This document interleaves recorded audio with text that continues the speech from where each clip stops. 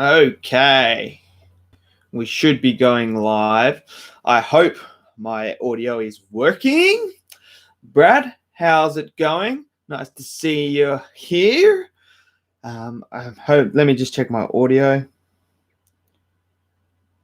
Waiting.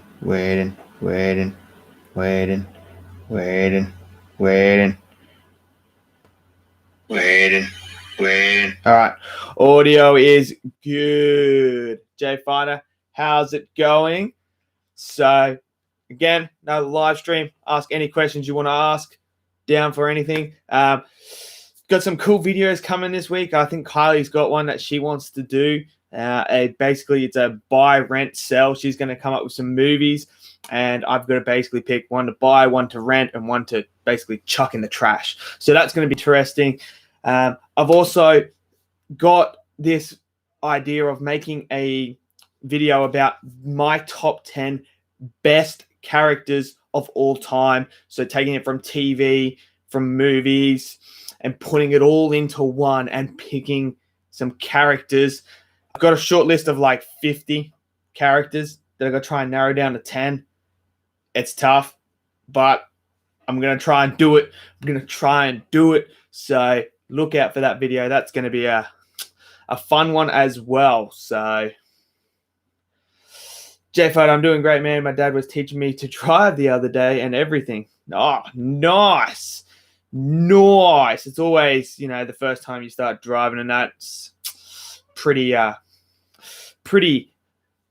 freaky sometimes in that. But, as long as you're confident in that, that's the thing. And I'm great. Omega Red, how's it going? Welcome to the stream, buddy. So how's the new car going, Omega Red? You're driving it around, being a beast in your car. But yeah, so I got some ideas. I'm going to try and pump out another 5 videos. So yeah, congratulations, Brad. Congratulations. Welcome to the next stage of life. Welcome to the stage of living without having to go to school. I mean, are you going to college, Brad? Are you going to go to college and study? Because if you are, I'm interested to know, what are you going to study? Because I went to college. Jay Fighter, Sharknado fanboy. I do love. Guilty. I like the Sharknado movies. They're so bad, they're so good. I mean, they're just one of those films, man. They're just so freaking bad that they're just so good. They make no logic whatsoever in these films. They're so stupid and so bad. I fucking love them. I love them. I mean, come on. I mean, that scene where she gives birth in the shark from space. The shark eats her, and they come down from space, and she gives birth, and all you see is this baby come out of the shark. It's perfect. Oh, Sharknado is legit my least favorite franchise of all time. I hate them so much. Yeah, they're those type of movies that they are made to be bad. That's what their whole stick is, like the whole schmick of the whole franchise is, to be that bad. And I love it. I absolutely love the Sharknado ones. Omega Red took my Pontiac out for a drive and took my girl and got my ear pierced. They gave me a cross earring that's on a chain. Wow. I never got a piercing. I will never get a piercing. I don't personally. I'm not a big fan of him, but that's awesome that you got that, mate. So yeah, so that's awesome, Omega. I'm glad that you've got some freedom now. Having a car and having your license is just pure freedom. You can drive and do whatever you want now. You don't have to wait on your parents to take you. You can get in and go yourself. Jay Fed, okay, I'll admit the scene where she gets out of the shark with her baby. I was dying laughing. Oh, yeah, bro. I mean, when I saw that, when she's like, and he comes out. And what about the scene where the plane the fighter jet goes into the water, and then they come out and they're like completely undressed, and I'm just like, what? And the roller coaster, he flies off the roller coaster and survives. I'm just like, oh, the Sharknado franchise. Oh, my cousin forced me into watching the first 3 Sharknado movies. I may or may not have kicked the crap out of him later on. Oh, they're classics, man. They're absolute classics. You can't hate the Sharknados. You can't hate them. Brad, planning to go to college to study how to become a film director. Well, good luck to you, Brad. It's a lot of study. As long as you're dedicated to it, go for it, bro. Just absolutely have the biggest advice I can have is have fun in college. Have some fun. Do your homework. Enjoy it. And yeah, because when you go to college, mate, trust me, it's one of the best experiences you ever have. You'll love it, Brad. You'll love it. So, have fun, enjoy it, and it'll be awesome. So, yeah, that's my advice to you. Just enjoy your time there, and you'll be fine. Jay Fun, my aunt freaking loves Sharknado. However, she also loves Jaws: The Revenge. You know what? I hope they do a remake of Jaws. I do. I want to see a remake with all the things they could do now would be pretty insane. Sunflower, how's it going? I hear that Omega took you out in his Pontiac, which was pretty cool. So, yeah, but I mean, I want to see a Jaws remake. I'll be down for it. But the Sharknado, mate, Sharknado, I'm guilty. I love the Sharknado. I mean, you can't go wrong with Sharknado. I mean, some of the things just make you laugh.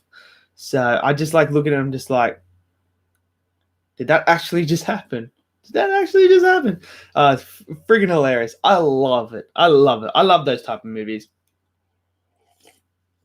J-Fud, I hope they don't.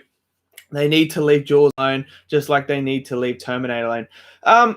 Yeah, see, my thing is with remakes is do it. If it's bad, we always still have the original. So I would like to see Jaws redone because even if it's bad, we still have the original Jaws. But I mean, I'm always down for a remake, but as long as it's not like a carbon copy, obviously, and as long as, because you're always still going to have, like even Star Wars, for instance, they remade the original trilogy, so be it. But if I don't like him, I will still always have the original trilogy. So that's my take on like remakes and that. So yeah. Spider-Man, how's it going? Brad, what's the most confusing movie you watch? The most confusing movie, the one that I watched and that confused the crap out of me the whole entire time, was probably that Netflix movie, Into the Tall Grass. When I was watching Into the Tall Grass, that was really, really confusing. I was trying to follow what was going on and everything. It was just kind of like, what? Okay, so yeah, that movie to me was really, really confusing to follow. It was very hard to follow. So, yeah, so that's the most confusing one I have. Sunflower, yeah, he did take me. We parked on a hill and laid on top of the car. Whoa! Mate, well done, Omega. Well done. He's been watching some romantic movies. He knows what he's doing. Oh, you caught yourself a good one there. Spider-Man, my grandparents love Sharknado. Sharknado is great. Spider-Man, it's great. It's a great fun time. I'm telling you that now. J-Fight, if they're gonna remake anything, it should be a sequel trilogy. Yeah. See. Yeah, do the sequel trilogy, keep Adam Driver, bring him back into it, and go again. Twilight was hard to follow. I didn't necessarily find the Twilights hard to follow. So, yeah, I didn't really find them hard to follow. They're just not good, in my opinion. Brad, what's your favorite movie score? Ooh, that's tough. That's tough because there's a lot of good scores out there. I always love the Star Wars score. John Williams to me is the GOAT. So that's naturally going to be my favorite. Like I can listen to the Star Wars score of all the Star Wars movies. Quite fun. But if I'm going to take that out. I'm going to take Star Wars out. My next favorite score would have to be... Oh, this is a tough one. See, I don't particularly think any of the Avengers or the MCU films have like the greatest scores. Maybe probably... it's a tough one, Brad. That's a tough one. I'm gonna say probably the Broly movie, Dragon Ball Super Broly has a great score. I like the way the transformation music when what's it called when Broly transforms is fucking phenomenal. I'm gonna say that Broly is my next after Star Wars. Spider-Man. Thoughts on the Harley Quinn show? I actually haven't watched any of the Harley Quinn show. I've heard it is actually quite good. So that's all I know. I heard it's quite good. So yeah, Omega Red, I got the idea from Wayne's World. It's all right, mate. I've taken ideas from movies all the time. That's why we have movies, for those things. J Fighter, Jacob was in love with Bella because she had a kid that she wasn't barren with yet. I mean, it's been so long since I've watched The Twilight, so I always thought he would. I don't know. It's been so long. I think Jacob were imprinted because it was like a wolf thing and like a dog thing imprinted on their child, so he was always going to protect her or something. Like, I don't know. I haven't fucking watched The Twilights in so long. Why the fuck would I watch The Twilights again? They're trash. They are trash. They're not very good movies, but I wouldn't be able to tell you. I mean, it's been that long. So yeah, I'm not really going to watch the Twilight movies again. I mean, they're pretty fucking terrible.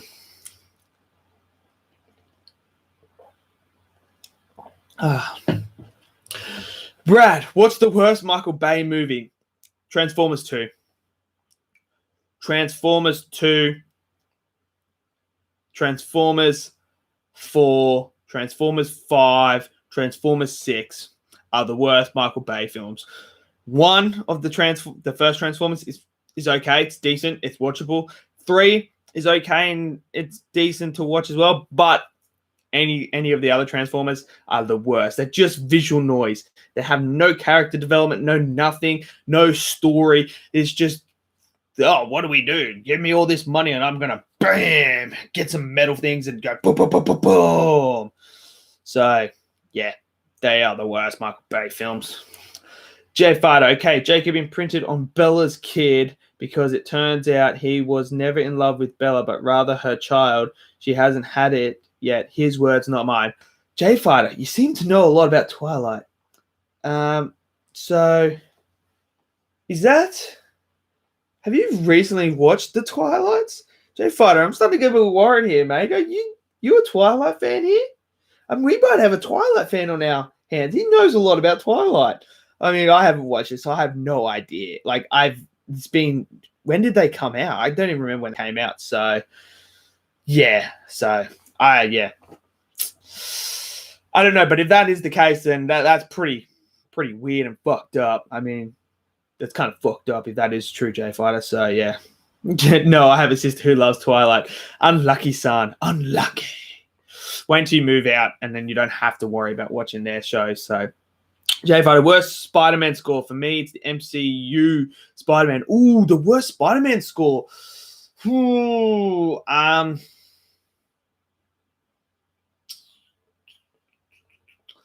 probably.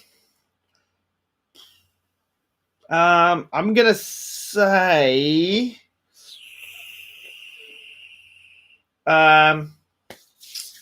Probably.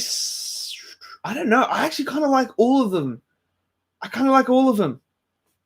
But if I had to choose one, I'd probably go Spider-Man 3, maybe. I don't. I like them all. I like all of them. Maybe Homecoming. It's between Spider-Man 3 and Homecoming, probably the worst. Actually, no, I really like the Homecoming one as well. I kind of like that. I like them all. So, yeah, that's a tough one, man. That's a tough one. I like all the scores. Yeah. Spider-Man Unknown. Favorite Marvel film. Non-MCU films included.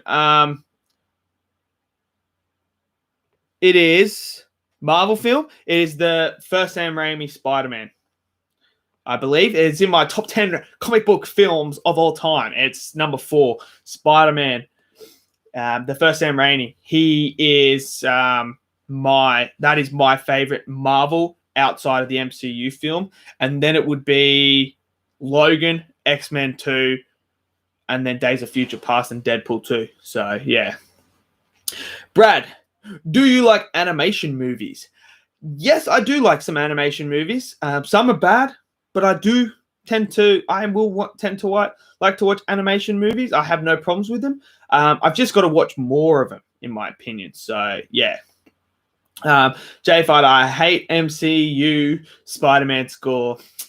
I don't. I actually quite like it. So I like what they did with the Spider-Man song, how they twisted it and made it like they still had like the Spider-Man, but did it in a different way. I quite like that score a lot with that whole what they did. Spider-Man, favorite MCU film, Infinity War. Infinity War is actually the only MCU film I have in my top 10 comic book films of all time. It's the only one I have in there, and that's Infinity War. That's my favorite. Spider-Man Unknown, favorite DC films, not including DCU films. Well, my top 3 best comic books of all time are all DC films outside the DCEU, and that is The Dark Knight number 1, Joker number 2, and Batman Begins at number 3. So they are my favorite DC ones, and they are the ones I think are the best. The Dark Knight's the best comic book film. The Joker and Dark Knight, it's kind of like this at the moment. They chop and change here and there, just depending on. I mean, I like them both so much, and they're both so different, but they go like that all the time. So, Spider-Man, favorite DCEU film, Man of Steel. I actually think Man of Steel is better than all the MCU films. So that's just my opinion. Brad, movies you found overrated. Harry Potter. I think Harry Potter is really overrated. They talk about it on the same level as like fucking Star Wars and the MCU and Lord of the Rings and shit. It's not. They're overrated as fucking shit. So overrated. Ugh. Omega Red, hey mate, my band just got a new bass player and our drummer is showing up more, and just to get an idea of our style, it's more like Motley Crue, Sabbath, Led Zeppelin, and ADC thrown into a blender. Dude, that sounds really good. Well, that's awesome that he's showing up more now, and now you got a new bass player. So I'm hoping for you, Omega Red, this is now a chance for you guys to really blend together and go for it. I mean, that's awesome, bro, and that sounds like something that I would really like to listen to, because I grew up with Motley Crue, Led Zeppelin, and AC/DC, Metallica, and all that. Metallica is actually my favorite band of all time. So, yeah, so that sounds awesome, bro. J Fighter, I legit keeps forgetting the MCU Spider-Man score. I hate it so much. I find it so unmemorable, especially when comparing it to Maleficent. I mean, I think it works. That's just me. So, yeah. Spider-Man favorite film is Logan. Logan is a great film. It's a great Marvel film, and it is great X-Men film as well. It's a really good send-off for the character. Spider-Man, my favorite MCU film is Avengers Endgame. A lot of people have Endgame as their favorite as well. For me, I think there's just too many inconsistencies and plot holes to put it in the top 5 of my MCU films. That's just me. J5, I agree. Harry Potter is overrated. The books, from what I read, are fine. The movies kind of suck. The kid actors also suck. Yeah, Harry Potter's a bit overrated. And that last fight between Voldemort and Harry Potter, the worst fight ever. Like you follow all these movies, you get to that point, and that's how it happens. It's like kind of like, ugh, shit. Spider-Man, my favorite DC film is Joker. Yeah, Joker is a great film. J5, Shazam is the best DCEU film. That's my second favorite. Shazam is my second favorite. I love Shazam. Spider-Man, my favorite DCEU film is Shazam. Yes, Shazam's a great film. Love Shazam. Absolutely love it. Brad, a movie you would never watch. Well, unfortunately, I already watched it, but it would be Dragon Ball. If I couldn't watch it again, I mean, I never ever will. It's Dragon Ball Evolution. But if it's one that I haven't watched now, it would be Cats. Like, I haven't watched Cats, and I don't ever plan on watching Cats. That's probably the one, if you're going on basically one that I haven't watched yet, that I'm never ever going to watch, it's going to be that one. Cats is one that I'm just never ever. Sunflower, Omega, can we all get backstage passes? Yes, we should, man. Well, dude, Omega, if you make it big, invite us all, get us backstage passes, and we'll vlog it. We will vlog the experience. It'll be freaking insane. I'm with Sunflower there. I'm with Sunflower. That'd be awesome. J Fighter, Cats is so freaking bad. You have no idea. Yeah, bro. I watched the trailer and I was just like, fuck that.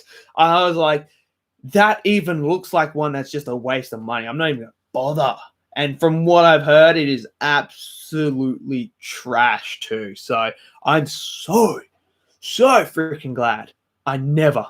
Cats was the worst film of 2019. I had The Kitchen as the worst film of 2019, but that's because I didn't see Cats. If I saw Cats, I probably would have that number one, but I had The Kitchen. So, yeah. I mean, yeah, it's pretty bad. I mean, whew, from what I've heard, it's fucking trash. The films I will never watch are Catwoman. Yeah, don't ever watch Catwoman. That is terrible. Fantastic Four. Look, the Fantastic Four is not great, but I think you can still enjoy it. I don't think it's like the worst. I mean, you might enjoy it. It's one of those ones where it could go either way for you. So, Cats and the Emoji Movie, yeah. Yeah, I heard the Emoji Movie's not very good either, so I haven't watched that either. So, J Fighter, it's worse than it would be. Yeah, I'm not gonna watch Cats at all. You should be able to recover it. If you look it up on YouTube, you should be able to recover it. It's basically email, reset password. They send you a link. You open it. You reset the password. Boom, done. That's how you do it. It's not hard. It's not rocket science. Omega Red, the Nick Fury movie. Don't watch it. Nick Fury movie, that must be an old one. So, all right, Nick. All right, Omega Red. Thanks for putting that on my radar not to watch. That's awesome. So I don't have to watch that. J Fighter, spoiler for Cats. The plot is literally the cats want to die. Oh. J Fighter, you want to know what the plot for the Cats is? There is no plot. There is no plot. From what I saw, it's like, what the fuck is even this shit? Like, there's some things that just shouldn't be made into movies. Cats was one of those ones. I mean, who the fuck greenlit that film?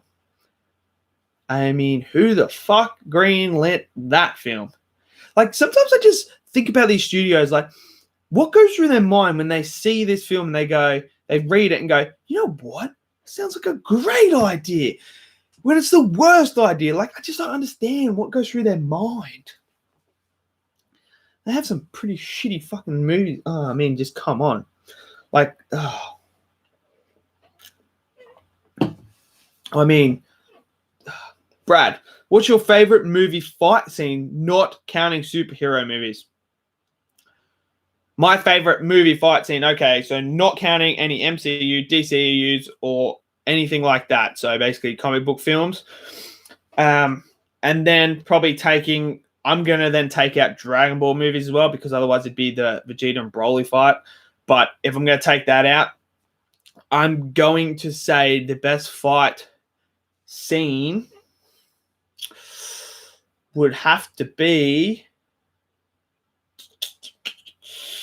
Ooh, that's a tough one. I'm going to probably say it would have to be John Wick 3 when he fights the Asian fella at the end. I think the way that's choreographed, the whole fight scene is just, it's phenomenal. It is phenomenal. That's probably what I'm going to say is probably the best fight scene, not including comic book films and stuff like that. Spider-Man Unknown. If I did a worst comic book films video, it would be hard because I haven't seen a lot. I've seen a lot, and ones like X-Men Origins was meant to be. X-Men Last Stand was okay to me. Yeah. So you got like X-Men X2, Logan. Then you've got First Class, Days of Future Past. The Wolverine's not too bad either. I think those 6 are actually decent. And then you've got your Dark Phoenix, Last Stand, Apocalypse. Origins, which aren't very, very good. So, but yeah, so I mean, at the end of the day, it all comes down to what you like, it's all comes down to that. So it just it comes down to how you feel about them and stuff like that, because it's all going to be different. Like I have Batman vs Superman, the second worst comic book film. Some people don't, but to me, for what it did to me, it hurt me in different ways. So yeah. Omega Red, I have a theory. Cats is not a film, but a glimpse into what hell looks like. I hope hell's not. If I go to hell and that's what I have to put up with, oh, geez, it's going to be the worst. Spider-Man and The Amazing Spider-Man 2 was okay. The Amazing Spider-Man 2 has redeeming qualities about it. It's not like the worst film. I mean, I think it's still considerably better than Spider-Man 3. I'll tell you that now. I don't think it's like as bad as people make it out to be. I still get enjoyment out of it. So, yeah. Fantastic Four from the early 2000s. Honestly, wasn't too bad for me. Don't get me wrong. They're still me. But I don't think they were awful, which is something. Yeah, I think the first Fantastic Four was actually decent in the 2000s, the early ones. I think they were actually quite decent. The second one was a step down. I will admit that it was a step down, but it's cool seeing Silver Surfer. That was cool. I mean, I think the whole Galactus thing could have been done 10 times better. But yeah, I think they get a bit too much crap than what they should. I don't think they're the way. The Fantastic one, the new one, I didn't find it. I still liked. I think it's because Michael B. Jordan. I just really liked Michael B. Jordan in that role. I thought he was good in it. Obviously Doctor Doom was a bit, yeah, and then like the whole the plot wasn't the best. But I mean, it's bad, but it's probably in the top 10 worst. But I wouldn't say top 5 in my opinion. Brad, what's your favorite kind of music? Depends what mood I'm in, because I listen to all different types, except for country. I fucking hate country music. Hate it. Hate country music. Any other music I can listen to, so it just depends what mood I'm in. Spider-Man, when I say Fantastic Four, I'm talking about, yeah. See, I think it is bad, but I mean, yeah, it's weird. J Fighter, I've only seen the Emoji Movie once. It's one of the worst films I've seen in years. Have you heard about the cat's butt cut? What's the butt cut? I've never heard of that. So, Brad Movies, what's the best Netflix original movie? Ooh, this is a tough one because there's like not many good ones. There's really bad ones. Ooh. See you later, Spider-Man. Have a good one, mate. Best Netflix original. Actually, I'm going to say Extraction, the new one with Chris Hemsworth. I actually really enjoyed that film. I really liked that. The action was great. Yeah, I'm going to say that's probably the best original movie that Netflix have done. Granted, that's not saying too much because there's not a lot there, but yeah, that's for me. J Fighter, Michael B. Jordan did his best. He didn't feel like he was Johnny Storm. No, it's not because he's black. It's just because he has a different personality and is kind of lame. Johnny is much more of a fun character. Yeah, see, like this is the problem with some of the movies that they have and stuff like that. It's like Black Mask for me, for instance. Ewan McGregor is a great actor, and to me, he did fantastic with what he was given. Like the way that the character was written, stuff like that, he did the best he could do with the material was given him. And that's like Michael B. Jordan. He did the best he could do with what the material was given to him, with the character and stuff like that. The character, the way they writ Johnny Storm wasn't like how Johnny Storm is supposed to be, but he did the best he could do with it. So like that's the problem with some of these. You get like fantastic actors and actresses to play these roles and you don't give them anything and you expect them to just carry the film. It's like, come on, you got to give them better material than that to work with. So that's just my take on it. Like it's the material. Like I don't know how the fuck they greenlit that movie as well. Like it's like no one can make a good Fantastic Four film. Like no one can. It's so weird.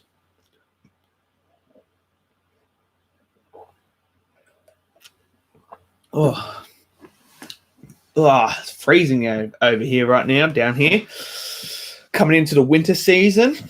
So, yeah, it's a bit chilly.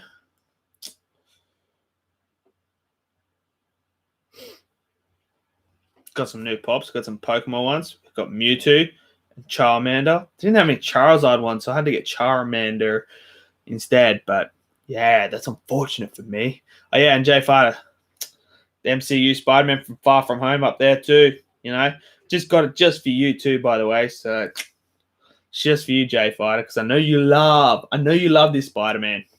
Sunflower, favorite John Hughes movie. Me and Omega are kind of old, despite the fact we are young.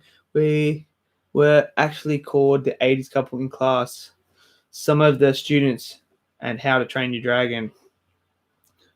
Oh, I mean, that just, I don't know. Someone's class calls him Cramps an old man. Oh, John Hughes movie. Let me see. I need to bring it up because it's been John Hughes. Let's see. All right. Home Alone. Home Alone. I mean, Home Alone is a classic. I grew up with that movie. I love Home Alone. That's probably my favorite John Hughes movie. Brad, movies that made you cry. Mine are The Last Samurai, How to Train Your Dragon 2, and How to Train Your Dragon 3. Movies that made me cry. Okay, so that's a few. Marriage Story for one. I've been, that's heartfelt. That is very heartfelt. Endgame, Logan, Man of Steel. What else?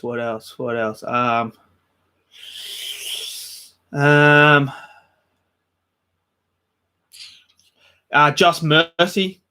That brought a tear to my eye. Peanut Butter Falcon. That did as well. What else? Yeah, there's a fair few. So, yeah, that's just to name a few there.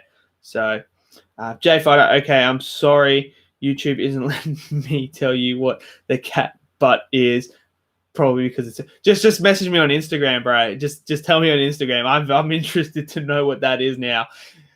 Is that because they had like buttholes or something and they cut it out of the movie, but like there's a version where you could see the cat's buttholes? Because I heard about them CGIing a butthole there as well, which is a bit fucking weird. But I mean, go for it. Whatever floats your boat. Something like, I love Pretty in Pink. Oh, it's been a while since I've seen Pretty in Pink. It's been a long time. So yeah, I mean, it's just so many movies that you have to rewatch and stuff like that. Like there's just so many that I have to catch up on and rewatch and stuff like that. It's just so.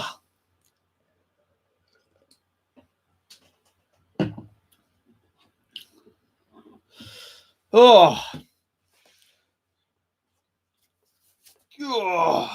Almost blew my face off today too, by the way. So I had a fire, I had to burn this cardboard and stuff like that. Yeah, so I had to burn all this cardboard and like important documents and stuff like that, you know, just the usual. So it's so windy right now that when I go to light it in, when it's in the drum, the wind actually always blew it out no matter what. And I was just like, fuck. So I got some petrol, some fuel, put it on there. And in order to light it, I had to put the lighter thing all the way down in there and light it. And as it did, just flame come out. I'm like, it would have been cool if I just turned a Human Torch. That would have been sick. Almost blew my face off. And Leo's just standing there. I turn to him and he's just got like this open jaw and he's just like, and I'm like, dude, I almost blew my face off. And he's like, uh-huh. I mean, it was freaking hilarious. But hey, it's the things you do. I mean, just the wind is just hectic today. Absolute hectic. It was freezing as well. It was like almost 0 degrees. And it was almost freezing. So this morning, it's just how cold it can get up here. But I still beasting it out there. So, I mean, I've been in worse. Been over in college in Iowa when it was negative 40 degrees. So, yeah. Okay, J Fighter, I'll read it. Brad, have you ever watched Tucker and Dale vs. Evil? Yes, I have. I love that film. That film is hilarious. I actually think I did do a Halloween movies list, my top 10 Halloween movies that I liked, which is basically my like horror and horror comedy films, like my favorites that I always watch at Halloween time and like the ones I love. And pretty sure I put that one on the list because I absolutely fucking love that film. It's just so good. So good. I love it. Omega Red, Haltex. Me and Sunflower actually went back to Sydney, Aussie to visit Prescott Grave and had a bit of an emotional moment for me because it hurts that I never lived in a world where he lived. Yeah. I mean, it's sort of like that. It's like things like, I know what you mean, Omega Red. I know what you mean. Yeah. So, but yeah, I mean, that's just, it would be. I mean, there's things where like people have died and stuff like that, and I was like, I wish I lived in that time as well, where I could, enjoy what they were doing. And I'm just blessed that, like, because I love football, that I get to see Messi and Ronaldo in their prime. Like, I grew up watching them in their prime, so I can tell my kids and then my grandkids that I got to watch two of the best players to ever play the game in the one generation. Like, that's like some pretty cool stuff. Like, it's awesome. But yeah, I mean, imagine, like, I never got to see Maradona or anything like that. So, Brad, what's better, Avengers: Infinity War or Endgame: Infinity War? I think Infinity War's best MCU film. I don't think it has as many problems as Endgame does. I think Endgame, why it's a good film and a great film, and I still love it, does have problems, and I will admit it does have problems and inconsistencies.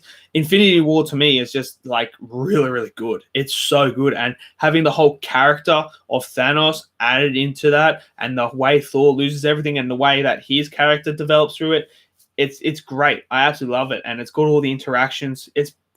I love Infinity War, and I love how Thanos won at the end. It's what we needed. We needed the bad guy to win and to snap his fingers and wipe half out. It kind of left you there just like, what? Really? And you're like, I want more now. I want to know what happens next. And like, yeah, to me, Infinity War was just, and it's got my best moment with Thor arriving at Wakanda. So to me, I love Infinity War. I love it so much more. I mean, it's just a great film. It's a great film. Let's see what J Fighter said, hey? Let's have a look.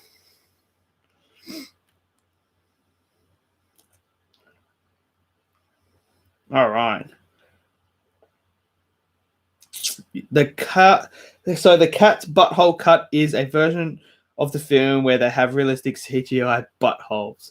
Yeah, I heard about that. I mean, it's just, what were they thinking about CGIing butts holes onto? I mean, oh my gosh! Talk about trying to make it too realistic. I don't want to see that. Why would I want to see that? It's like, we all know superheroes go to the toilet, but we don't want to see them in the middle of like the movie. Just be like, hold up, I just need to go take a crap. Like, it's just, no, you don't need to show us the butts. No one cares. I mean, out of all that, they were so focused on making these CGI buttholes that they just couldn't even make a proper movie. I mean, work on your story before you work on your CGI. Get the story right and then get the CGI right. Yeah, J Fighter, I can see you. I can see you. I can see you, bro. I can see you. You just said, hey, Altex, can and you see me. I mean, bro, whatever you type on, you have like, it always messes up when we talk. I mean, I think you mean, hey, Altex, can you see me? I can see you. I can see you in the chat. I can. So, bam. I can see you in the chat. Keep the questions coming, people. Brad, a few of my favorite movies of all time: The Prestige, The Dark Knight, American Psycho, Vanilla Sky, How to Train Your Dragon Trilogy, and Seven. Some pretty interesting movies there, Brad. That's awesome that you have those. I have done my favorite movies on my channel. You can check that out. It's my top 10 favorite movies of all time. So you can check that out as well. And it's got all the ones in there. So, yeah. So basically, yeah. YouTube's not letting you say things without repeating it. Hashtag screw YouTube. Oh, that's unfortunate, bro. That's unfortunate. That is unfortunate. So, unlucky. It's probably because you're saying shit about Man of Steel and Far From Home, and they're just like, not this guy again. We're not letting this happen again. Nah, not letting it happen. Obviously, they're on my side. So,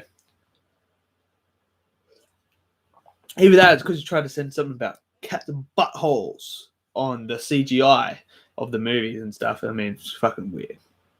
I'm red, but I'm glad I got to see and meet Malcolm Young, AC/DC's second guitarist, Angus Young's brother, the kid in the schoolboy outfit. Mal was such a swell. That's awesome, bro, that you got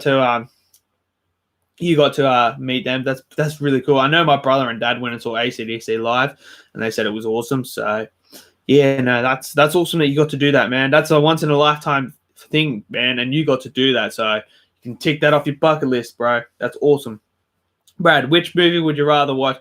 Batman vs Superman or Justice League? Justice League by far. I hate Batman vs Superman. I've only ever watched Batman vs Superman once, and I don't ever plan on watching it again. I mean, I just hate that film. Jay Fire, hey, I haven't said one negative thing about Man of Garbage. Whoa, what's this Man of Garbage you speak about? Are you talking about Iron Man 3? You must be. Man of Garbage. It sounds like Iron Man. So I'm going to say it's either Iron Man 2 or Iron Man 3, but I'm probably going to say Iron Man 3. I mean, yeah, Iron Man 3 is not the best film either. I mean, it's still better than Iron Man 2, but it's, it's cool. Yeah, it's still down the lower end, but I mean, all right, Jay Fighter, I mean, you don't have to just keep talking about, Man of Garbage, Iron Man 3, but go for it. I ain't gonna stop you. If you want to disown Iron Man 3, go for it. No, I'm talking about Far From Home. I mean, Iron Man 3, Iron Man is far from home. So, I mean, everything is pointing to Iron Man 3 that you're talking about right now, Jay Fighter. I mean, first you got Man of Garbage, which is, we all know, Iron Man 3, and Far From Home. Iron Man's far from home in that movie as well, and, he's struggling and stuff. And he's in a bit of a garbage suit, so Iron Man 3 must be. I mean, Jay Fighter's just dissing Iron Man 3 right now. Whew. Gosh. Oh, unbelievable.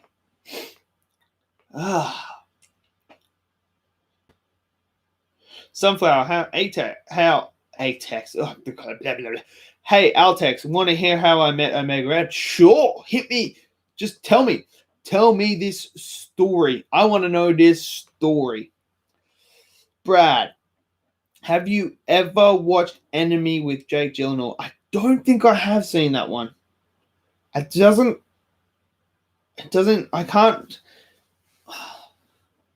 I don't think so. So, yeah, I don't know. So, yeah. Jay Fighter, is he lagging for anyone else? Well, let's have a look, Jay Fighter. I just think you're talking about Iron Man 3. So, just trying to help you out, mate.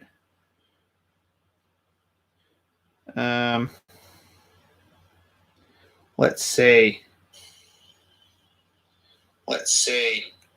Doesn't look like I'm not lagging, bro. Let's see. I'm not lagging. Doesn't look like I'm not lagging, bro. Let's see. I'm not lagging. Doesn't look like I'm not lagging, bro. Let's see. I retracted it. Yeah, that's right, Jay Fighter. It's because you're talking about Iron Man 3. You're just trying to turn it on me. Never mind, it's working now. Oh, Jay Fighter.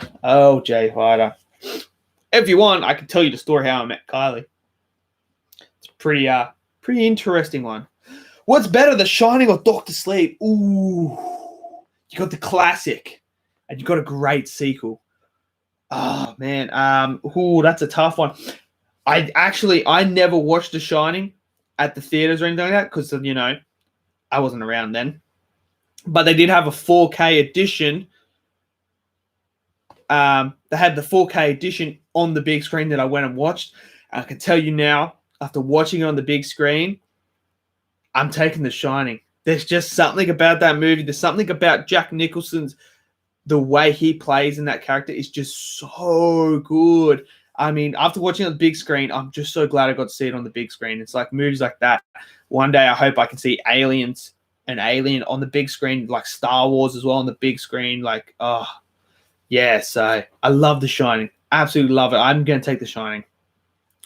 Sunflower. I met him in touring in our first year of middle school, and we were the only ones in the room, and he walked up to me and said, "Hey, I like your jacket," and then he tripped over a chair.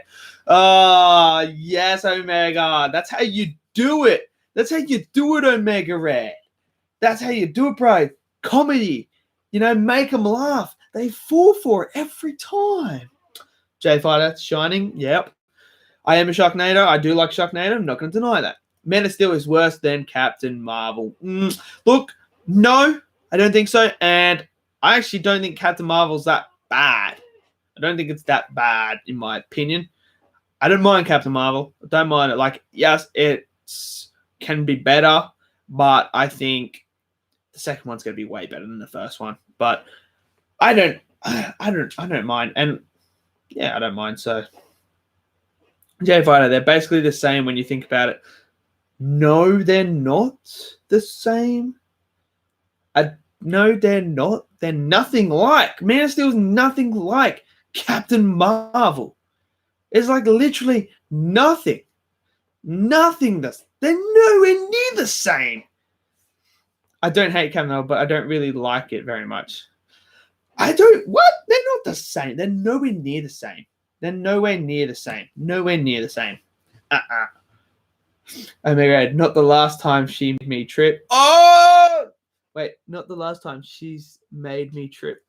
Oh, Jay, follow me in Omega Red. Ooh, dropping it here. Ooh, well, Sunflower, there you go. There you go. Jay Fighter, yeah, we know almost nothing about either of them by the time the fin ends.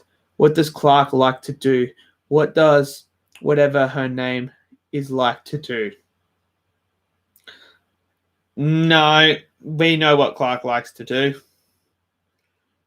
He just likes to be a normal person. Like, that's what he wanted to be. He wanted to be a normal person. He's like, his whole mission in that movie is to find who his dad is, where he's from, he's trying to find answers to his heritage. That's what he's doing. He's trying to find the heritage in that, and he's been raised to be a person, and all he wants to do is live a normal life. But he then sees his high-powered beings come down, and now he has to learn to be the superhero that the world needs, and he has to learn and see, like, is the world going to accept me or not? And that's just so much, mate. Check out my masterpiece movie. It's literally, I did a video on it. Like, it's nowhere near. And what does Captain Marvel like to do? I mean, she likes to obviously fly planes. That's what she likes to do. That was her passion before she was kidnapped, before her mind was blank. And she likes to get haircuts. There you go. Brad, what's better, Terminator or Terminator 2 Judgment Day? Terminator 2 is better, I think. I like Terminator 2 better than the first one. They're both great, but I'm going to take Terminator 2 on this one. JFO, what does a normal person like to do? Clark doesn't like to do anything specific. Does he like art or something? I don't know. Superman doesn't have any character traits, right? Well, I could say the same thing about most of the superheroes then. Really? What does like Iron Man like to do? Like, we know he likes to build stuff, but that's it. That's it. Like, he just likes to build stuff. Well, what else does he like to do? Like, what does he like to do during the day? There's no need for it. There's no need for that stuff. That doesn't serve any purpose of the story. Like, knowing that Clark, does he like art? Does he like to play sport or anything like that? That doesn't serve any story purpose. It's information that does not need to be needed. That's it. Like, I just don't. That doesn't need anything. Like, that stuff is not needed for the story purpose. Sunflower, Mega Red, shut up. I can't be mad at you. I love you. Oh, that's cute. Jay Buddy, you honestly are going to count flying planes as something towards Captain Marvel? Well, she does. She likes to fly planes. I mean, that was her passion before she got kidnapped. She liked that. That was her passion, was to fly planes. Fly fighter jets. You know? That was her passion. So, I don't know. I just don't find them like necessarily. I don't need to know that stuff because there's like so many characters that you could say that about. Like, what do they like to do in their spare time? I don't need to know what they like to do in their spare time. For all we know, they like to do stuff like to do naughty stuff or anything like that. I don't know. I don't know. So, yeah. And at their age, so like for instance, Clark is like what? He would probably be from 12. I'd say if I was a betting man, I would say Clark is probably in his 20s, late 20s maybe. So at that point, you're still trying to figure out everything. You're trying to figure out your life and stuff like that. Trust me, I know. You're still trying to figure out stuff, and and people change. You change as you get older and stuff like that. You mature out of things and stuff like that. So, you know, it's just those little things. So, Brad, your favorite action movie? Okay, action movie. I'm going to take Star Wars out of it. Then it would be Aliens. Aliens would be my favorite because there's a sci-fi action. Aliens would probably be my favorite sci-fi action. But if I'm taking sci-fi action out of it, then it's The Rock. The Rock would be my next favorite action movie. Love The Rock. Absolutely love it. Oh, itchy nose.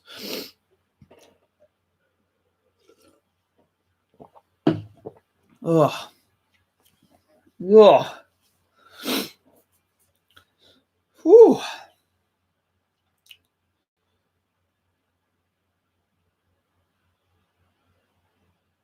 Just playing some FIFA before. Just been a beast. You know, Leyton Orient sitting fourth in the table, the Premier League, winning Champions League, you know, going well, smashing people. Martinelli's killing on. J5, if you're going to utilize a character the way you did Clark, you need to give him these traits. He has no real character at the beginning besides being harassed by some random guy in a bar. Tony has clear character from the beginning. I disagree. I mean, Clark, you can see Clark is a troubled soul from the start. Like, the way you see him throughout is he wants to help people, but then also, you know, you look at it and he knows he has these powers, but he also gets like a bit of a temper and he wants to hurt these people, but he can't because he knows he'll kill him in one punch. So he has to try and take the high road, and he's a lost soul because he wants answers to his heritage and stuff like that. And then you get the flashbacks and you start to understand this character more, how Jonathan is raising him to be good. You know, there's things like that. Well, he saves people at the start. Like, he's on the oil rig and he saves people. That clearly shows that he is willing to save people because he didn't have to. He could have just jumped on and flown off in the helicopter. But no, he jumped off, caught the thing. It clearly shows that he wants to save people. And then he makes the choice, I will turn myself in to save the planet.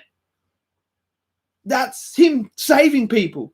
Unfortunately, in a high-powered battle, you can't save everyone. No matter what. You can't save everyone. The first movie isn't about him saving people. It's about him becoming Superman. Then you move into Man of Steel 2, if they did one, and then you start working on him. He's been Superman for a year or so. Now you see him starting to save people left, right, and center, doing what Superman does, doing those sort of things.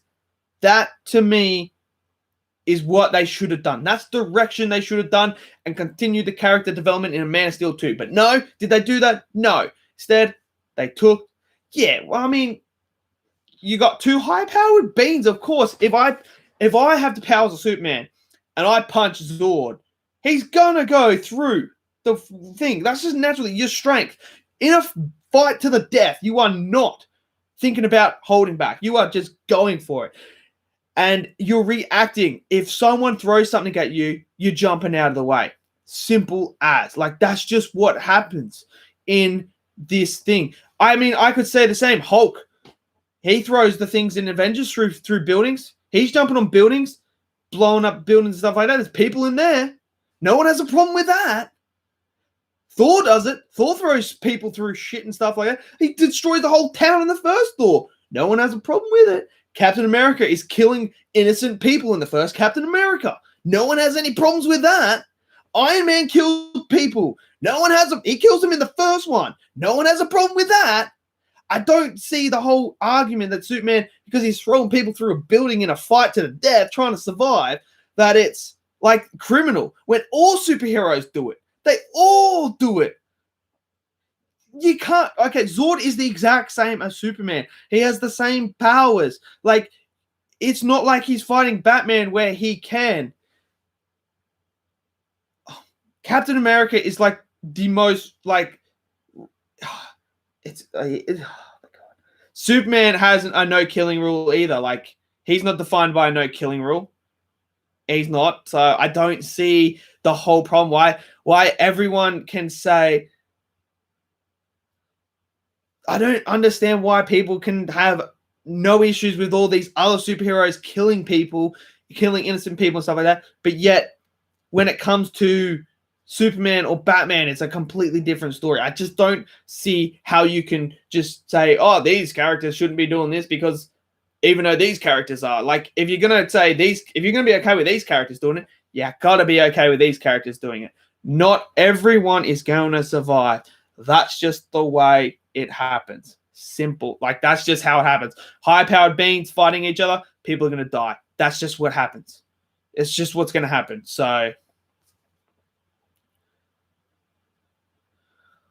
there is so many iterations of Superman. There is so many iterations. And for this particular Superman in this particular universe, no. And Batman kills in the comics. Like, I don't understand this no killing thing. Like, I just don't understand it. This is what happens when you have superpower beings. Superheroes kill people. It's just what happens.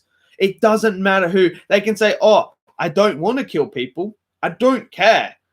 I mean, I want to save people. But in battle, when you're having a battle to the death and you're in survival mode, everything else is switched off. I can tell you that now 110%. When you're in the battle for your life is on the line, you are not thinking about, shit, I need to save that person, I need to save that person, I need to save. You're only thinking about one thing, and that's, I need to make sure I survive this battle and stop this guy. That is it. That is it. And that's what happens in this battle. It's the same with Batman in, like, the warehouse scene, for instance. He is trying to do something to save Martha, to save Superman's thing, because he knows if something happens to her, who knows what fucking Superman's going to do. So he may accidentally kill these people in self-defense because they're trying to kill him. That's just what happens. This is what happens when you have these type of beings. Like, if you haven't seen The Boys, watch The Boys. The Boys does this perfectly. It shows you exactly what would happen if we have super beings in our life. Like that, everything that happens with them is exactly what happens with these characters. It's just what happens when you play with high-powered beings. So check out The Boys and you'll understand what happens when you have high-powered beings with mortals. It's just what happens. I don't see the issue with Superman jumping a car or dodging things while it's fighting Zord, because Zord's just as powerful as him, and there's no way he can slow time down when he's fighting him. And they should have done a Man of Steel 2, where then they move on to where Superman's saving people. That's what they should have done, but they didn't. They didn't have a plan, and that's why they fucked everything up in the DCEU. All right, there's my little rant for the day. Omega Red, hey, Altex, you know Sunflower wants to name her daughter Janice after Janis Joplin, the first lady of rock and roll. Woo, that's pretty cool, bro. That's pretty cool. I named Leo after Lionel Messi, so, go for it. Brad, have you ever watched the Six Underground movie? No, I haven't got around to watching. I've been meaning to, but it's just I've never got around to it. So I will watch that eventually, Brad. Why does Shazam act more like Superman than Man of Steel? Okay, Shazam is a kid. He's a kid. I mean, you're a kid. You're trying to impress women, so you're trying to save people to impress women because you're at that age. You're at that teenager age. I've been there, and you're trying to impress them. What impresses a woman more? Oh, I'm gonna save this person. This one's gonna like me. Like, he's a kid. Shazam is a completely different character, Superman, because it's a kid. It's a kid in a man's body with superpowers. So it's a completely different scenario. They're just out there having fun and saving, doing whatever the fuck they want. Like, you can see how immature and how inconsiderate Shazam is as well throughout the whole movie. Like, it's just, he's a kid. Shazam's a kid. That's why. Yes, J-Fire, you do. And Man of Steel is nothing like Captain Marvel. Absolutely nothing like Captain Marvel. Captain Marvel is the most OP superhero in any franchise. Like, so OP. It's not even funny. So I don't know what they're going to do with Captain Marvel 2 because she didn't really get challenged. So, I mean, I don't know how they're going to do that. I mean, who are they going to bring in to challenge her? I mean, that's going to be interesting. Shazam actually saves people. Says, but emphasize this multiple times. So emphasize Superman not saving everyone. Yeah, but you can't save everyone. That's the thing. You can't save everyone. When you're in a fight, like, I can tell you now, what would happen if Superman decided he was going to save people in the middle of a fight with Zord? Zord would use that to his advantage. Like, you, as a villain, you use that to your advantage. It's in Dragon Ball. It happens all the time. Like, Goku's trying to save this person. Like, that's a common trait. How do you hurt the hero? You take the one thing they love, their loved ones, and that's a casualty of war. Like, that's what happens. So if Superman goes out and he goes and saves all these people in the building, Zord is going to be right behind him and just take advantage of that and hit him. And what's going to happen? Then he's going to, and the people he's trying to save are dead. They're dead. They're going to die anyway. So the matter of fact is, if he stops Zord right here and now, he can save more people than if he stops in the middle of a fight trying to save other people, because Zord's just going to chase him and then kill him. So,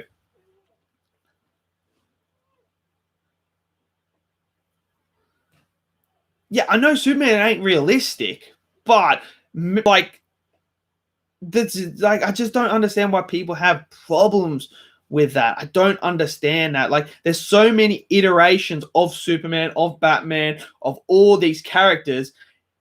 You can write Superman in a different light. Like, there's so many ways you can write this character. It's just all down to the person. And Zack Snyder took the Superman character and did something different to him and gave us this other iteration of him. And it's quite good. It's quite a good character. And I have no problems with it because he's literally Superman for a day. So, I mean, I just don't understand the problem when people say, like, Superman and Batman, they should be saving people. And then it's like, well, what about in the MCU? Like, they don't always save people. They always, like, just wreck shit. I mean, New York got destroyed. Absolutely destroyed. Like, there's just so, I mean, Tony created a fucking killing bot, for God's sake, in Ultron that was going to mass genocide. How many people died in that? There's so many things. Like, it's just what happens in these movies. Like, that's how I see it. I see it as, like, you can't always save it. When you're in a battle, when you're in that mode of survival, you think about nothing else but survival. Yeah, but Shazam is a kid. He's a kid. When I'm that age, and I have superpowers, I am not thinking about, all these high powered, like, oh my gosh. I mean, what I'm just going to, like, you can't, like, it's a kid in a body. Like, he doesn't know anything better. He's just trying to impress people. He's like, oh, I need to save people because I got these powers now. I can do that stuff.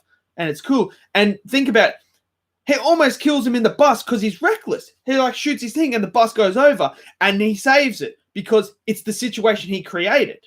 So he had to do that. But when he's fighting Mark Strong in that, it's like a completely different thing. He's in survival mode. And he's just shazamming here and there, like lightning strike. Like that lightning could have killed someone. Like, it's just all those things.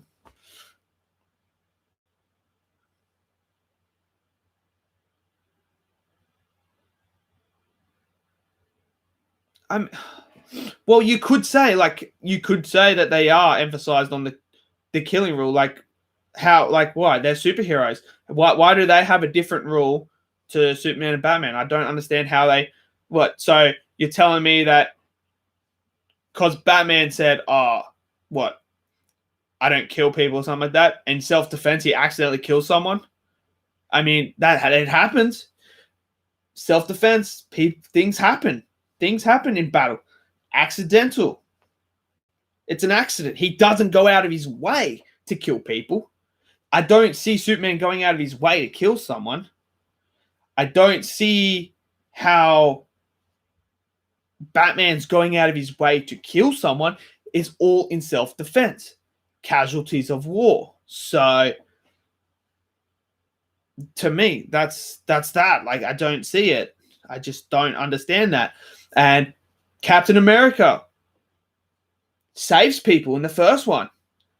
Then he kills people in self-defense. He kills people in self-defense. So it's like, what? So he's allowed to kill.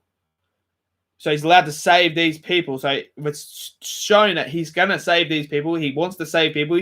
He wants to save that. But yet, and he's going to kill people in self-defense. It's what happens. And it's the same with Batman. It's just self-defense. He kills people in self-defense. That's what happens in the casualty of these things. Same with Superman. He can't. In survival mode, you ain't thinking about flying over and saving an old mate there. You're thinking about, I need to survive. This guy's on the same level as me. He's got the same powers as me. This guy can rip my head off. He can snap my neck. He's as strong as me. Now, I need to survive this because this guy is a real threat. But, well, you could say he is. You could say Captain America is. Look at his character. He is the goody-goody. He's a goody-goody. Captain America's a goody-goody guy. Like, he is supposed to be the best of us. He's supposed to be the righteous guy, the guy that does good, only does good. He's not a bad person at all. And he wants to save people. That's why he goes to the war, to stop the war, to save people. That's what his ultimate thing is. In the process, people are going to die because he's protecting himself. I mean, it's just the way these things go. Superhero movie. Watch The Boys and you'll understand, like, when you have high-powered beings, accidents happen. And that.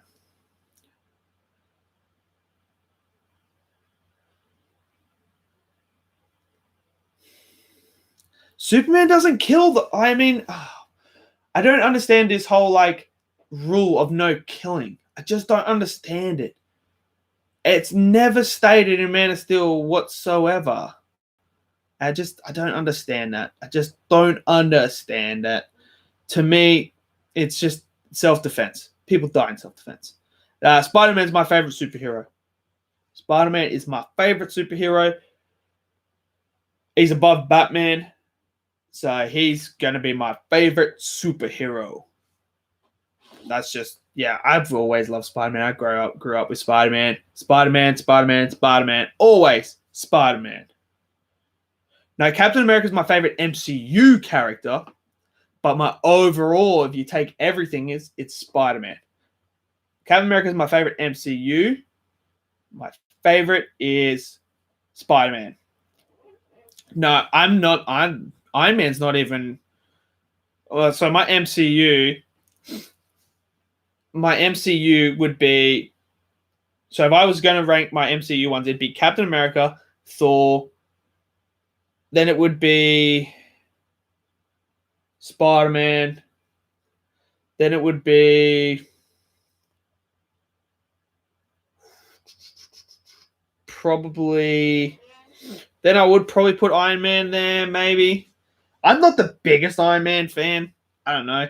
But yeah, if I'm going my full like superheroes, it's Spider-Man, Batman, and then probably Superman. That would probably be mine. So yeah.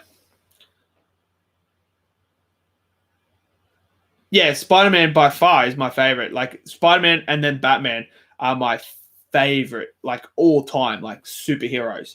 Like taking it from everything is Spider-Man.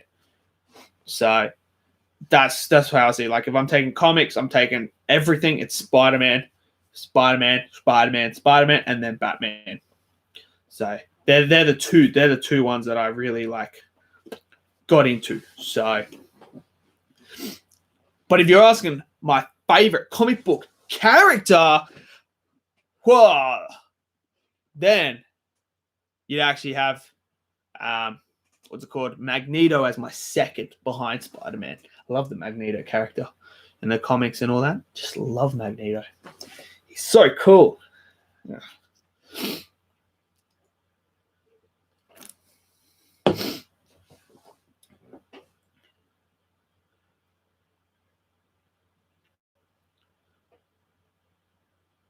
It's almost as if we have strong attachments to heroes who don't kill, like Batman or Superman or Spider-Man.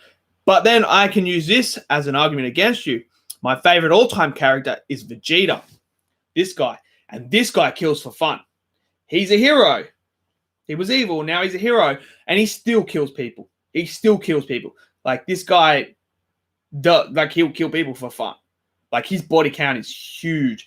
Even Goku's body count is huge as well. Like Goku will kill people. So, like my two favorite characters are Goku and Vegeta, and those guys kill people. Like in the Broly film, they know how big of a threat Broly is, and they know he's not a bad guy. He's just being manipulated and twisted. But when they fuse to make Gogeta, there's only one thing on their mind, and it's take this guy out at all costs because he's a threat to everything. And if it means we have to kill him, we will kill him. Like that. So to me, that like I just like the Spider-Man because I've always liked him and like the way he moves stuff. But my favorite characters, they kill all the time. They always kill in the series. And Goku has the biggest rule of not killing people. But he still kills people. Like he's defined by he doesn't kill people. He tries to change them. But when things aren't going right, like there's a threat, and the only way to stop this threat is to kill him, he'll do it. He will do it. I mean, Frieza, for instance, he tries to change Frieza. He even gives his own energy to Frieza after he defeats him and he's cut in half. He says, "Here, have some energy, float off to space, cool." And Frieza's a fucking cunt. Like he's a cunt. And then next thing you know, Frieza turns and attacks him. Goku has no choice but to fucking end the guy. And he just fucking bam. I mean, no, Vegeta just fucking kills people because he just can. Like they just have the power to do it. That's just what happens. I mean, they just fucking walk up and just boom, see you later. Like it's not really. I wouldn't really say some of the kills are earned. Like Vegeta just murders Namekians for fun. Like he just goes there and just does it because he can, because he's more powerful. Like he just literally blows planet. He'll blow a planet up because he just couldn't. Like these characters, they have a no killing rule, but like they just sometimes there's just no way to get around it. You gotta kill someone, and like Goku does it, Vegeta does it. I mean, it's just what happens, and they are my favorite characters of all time. So, Omega Red Sunflower. We'll see who blows up first, but my bandmates are experienced and multi-instrumental. That's handy to have multi-instrumental people in a band. That is really handy because there's so many things you can do then in the band. Like you can do so many more things. So yeah. And Vegeta is spelled Vegeta, by the way. Vegeta.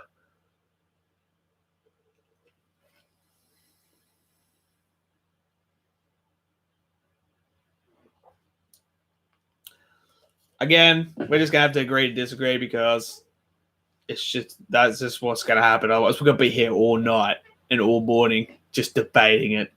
That's just my opinion. I have no problems with superheroes killing in self-defense. It's just, to me, that's just what happens.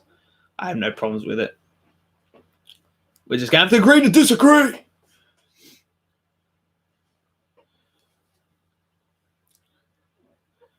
So yeah, we need another film to debate on. Well, Iron Man 3 is fucking trash. And Iron Man 2 is definitely... Iron Man 2 is the worst MCU film. By far. I mean... So you got Iron Man 2, Thor The Dark World's next. Then you got Guardians 2. And then you got Iron Man 3. The 4 worst films in the MCU. My opinion. So, yeah. Spider-Man Far From Home is the worst ever used to see. See, I've got that as number 2. I love that film, and I think it's great. And my favorite scene in the MCU is it? No, my second favorite MCU film is in Far From Home. Iron Man 3, no. The Mandarin twist is bullshit. Talk about destroying a character, destroying hype. That movie just hypes you up. You're like, oh my gosh, this Mandarin is so good. And then they're just like, pull your pants down. Jokes. And you're just kind of like, fuck this film then. I'm out of here. I don't like Iron Man 3. I don't. I don't really care for Killian either. Well, a clear style of giving you twist turns here and there, like bad reveals. Like the twist is bad. I wouldn't know, not necessarily. I don't think Batman has the same twist. I wouldn't say that. What, like, I don't see that twist in Batman Begins. I don't see how they have the Mandarin twist. I always knew that Liam Neeson's character was going to be the villain. You could just tell. You could just tell from that movie. Like, that was framed so much. Like, I could tell straight away that Liam Neeson's character was going to be the villain in that film. If that's what you're talking about, the twist, I knew, yeah, Ra's al Ghul. I knew that was him. I knew that other guy wasn't going to be Ra's al Ghul. I knew that wasn't. I knew there was going to be a twist. Like they wouldn't have Liam Neeson's character in that moment like that happen, and then not revisit him. I knew he was going to pick the villain. I knew he was going to be the mastermind behind it. It just made more sense.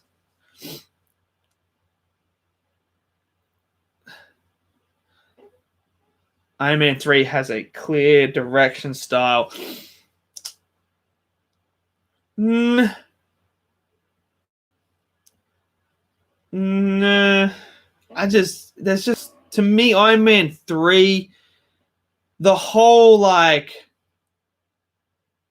Killian thing is just, I don't find him any way whatsoever interesting as a villain at all. I just don't find him interesting.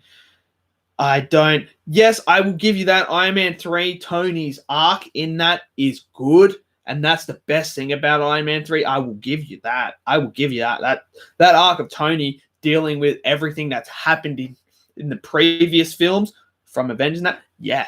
I will give you that every day of the week. That is some great character development. Great. The way they deconstruct Iron Man and built him back up is great. Hey, we'll give you that easily. I will give you that. That's easy. The rest of it, I mean, I would have personally liked it if they just kept the Mandarin as the villain. I think the way they should have kept the Mandarin as the villain.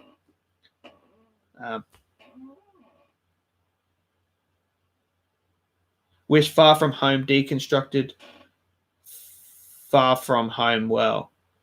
I think they did deconstruct the Spider-Man character and then build him back up. I think they now, in that move, they showcase he's out of Iron Man's shadow. He's leaving that behind.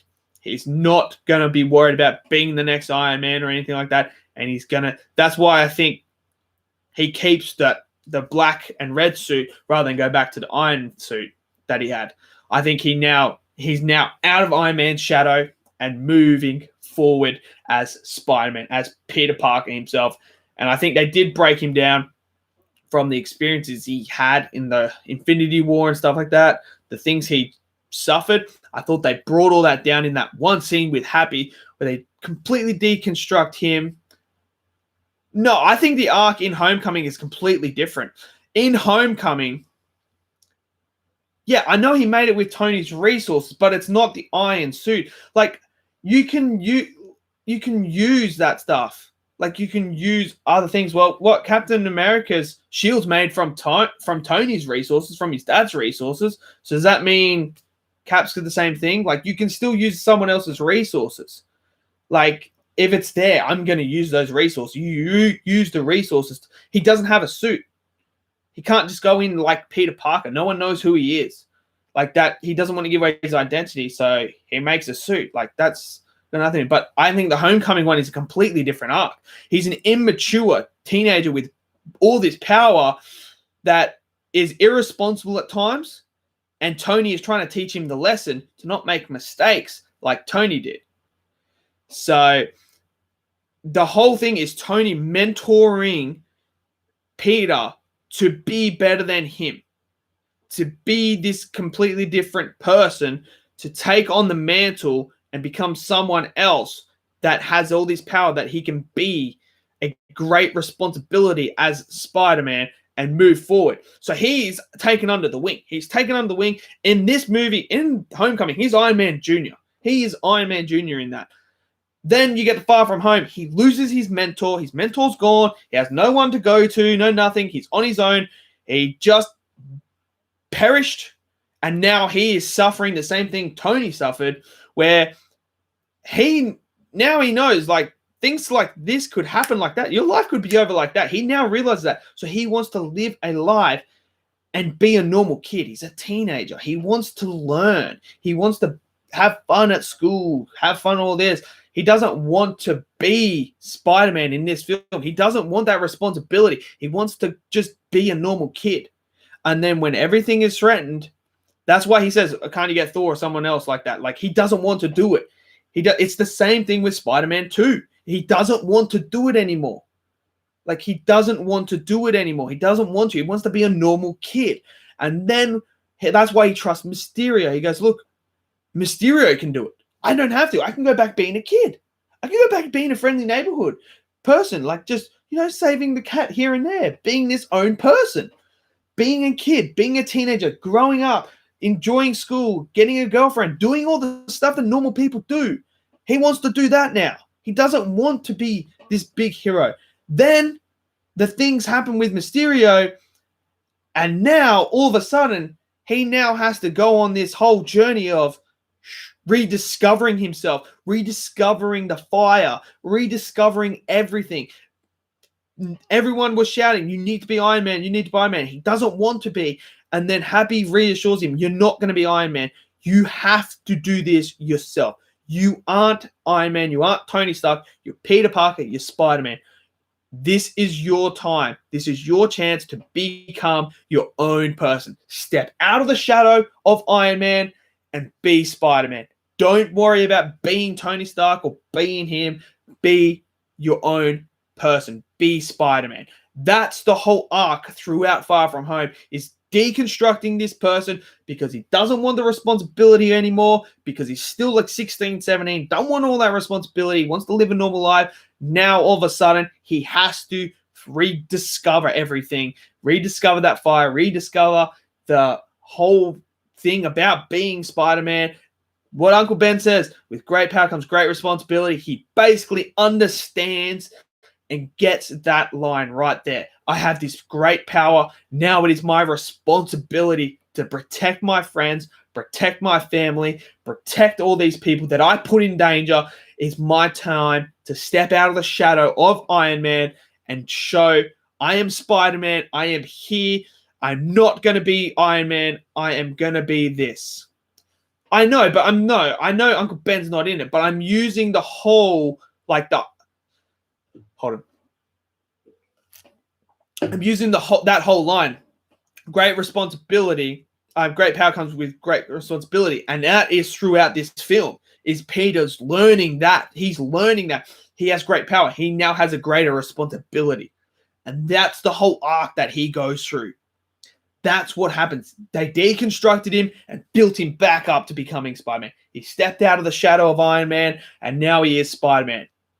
And I think you're going to see in Spider-Man 3 even more of that. Now with the whole his identity out, it's going to be interesting to see what they do with that. But there's just so much.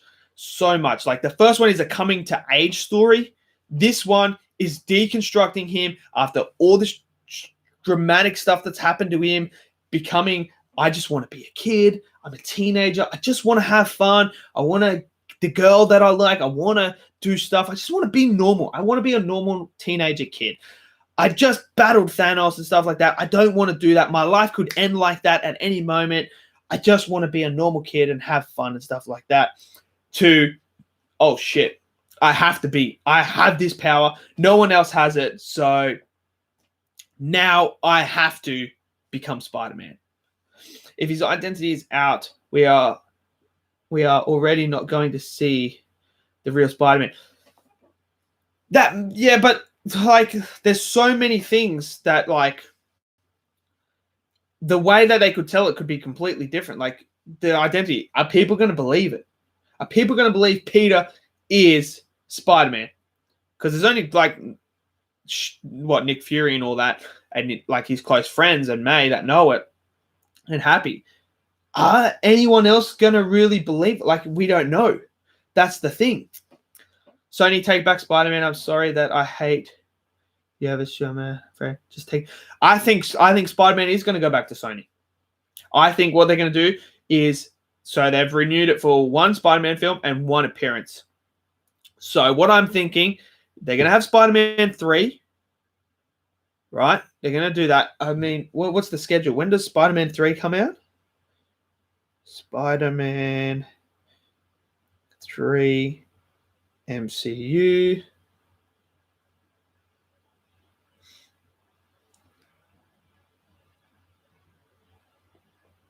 So it's supposed to come out next year, right? So that's supposed to come out next year. When's Doctor Strange? When does Doctor Strange 2 come out? This is my theory. This is my theory with the whole thing. So Doctor Strange 2 comes out in 2022, right? So my theory is what they're going to do, because they've only got the one film and then that. What I'm thinking they're going to do is they're going to have Spider-Man 3, and then in Doctor Strange, Multiverse of Madness, they're going to find some way to throw Spider-Man into the Venomverse through the multiverse. They're going to do that, throw him in there, and that's how they're going to get Spider-Man out of the MCU and into the Venomverse. So they're going to take Tom Holland Spider-Man and put him in the Venomverse. That's what I think they're going to do. That's just that's my little theory is what they're going to do. And then, because you can just see they want to make a Sinister Six movie. So that's my theory. They're going to do that. So that's how I think. I think they're just going to take all that and then throw it into there because Kevin Feige doesn't strike me as a person who is going to let Sony or anyone else make movies in his universe. So I don't see how Kevin would let Sony make these movies and then be like, oh yeah, they tie into the MCU. And then other people are going to be like, well, we're going to make a movie and just say it ties in with the MCU as well. Like, it's just, that's my little thing. So speaking of which, would you screw this version of art, mate? Of course I would. God, yes. Every day of the week, twice on Friday. My theory is after 3, they're going to continue Spider-Man with Sony. That's why Vulture is Morbius. Yeah, I think Yeah, that's what I mean. Like when people are like, "Oh, Volk's in Morbius. Oh my god, that means Morbius is an MCU." I'm like, no, it doesn't. They are getting ready to move so because they're not gonna renew. They're not. I mean, look at the crap fight they went through for this one. It ain't gonna happen again. And I think they're gonna just they've already done 3 MCU Spider-Man films. I think that I mean, there's only 3 Captain Americas, there's only 3 Iron Mans. Thor's the only one that's gonna get 4.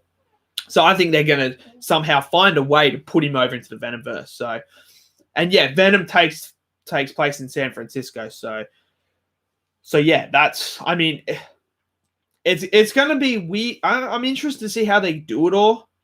I think they're gonna use Doctor Strange. I think they will because I just think the whole Multiverse of Madness title sort of like I don't know, even if it's just like a cameo or something, or like something happens and Spider-Man's just like he's not necessarily in the movie. It's just a sort of like scene in the movie where something happens and Spider-Man gets warped off. Like him and all these friends and stuff like that, they get warped off or something like that. I mean, who knows what they're gonna do? But I think they want a Sinister Six film, and I think that's why you're gonna see.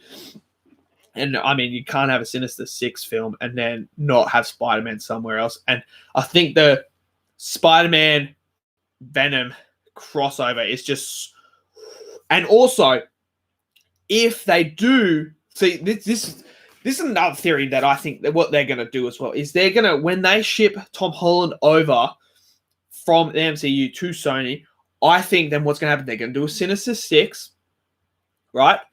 And then we're going to get the ultimate film.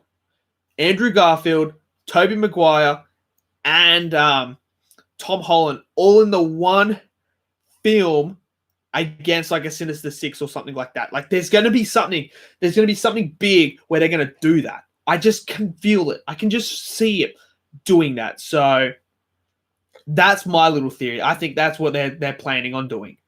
So it'll be interesting. It'll be very interesting to see how they do all this stuff. But yeah, that's my little theory on the little thing. So yeah.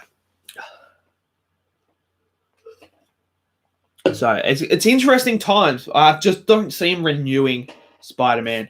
I just don't see him renewing Spider-Man for the MCU.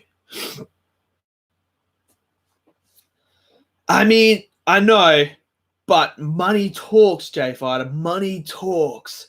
So it will be interesting. I mean, I've seen a lot of people want that film, and money talks. Or do they just go Toby? What's it called? You go Toby Maguire comes back. You got Tom Holland, and do they throw in Miles? Do they have a Miles one come in? But I mean, you can do anything with money. If you throw the right amount of money at Garfield, I think he would come back. So yeah. So I think you could get him to come back. It's just a matter of how much are you willing to spend.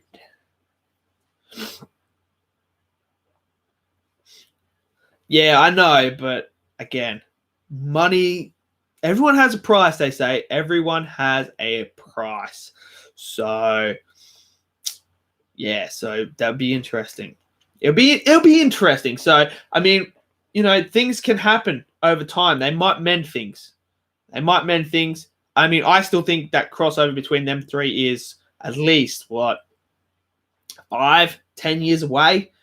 It's between the 5 to 10 year period away at the moment. So I mean, that's plenty of time to mend bridges and get it moving. So that's just what I think. So who knows? Oh, whew.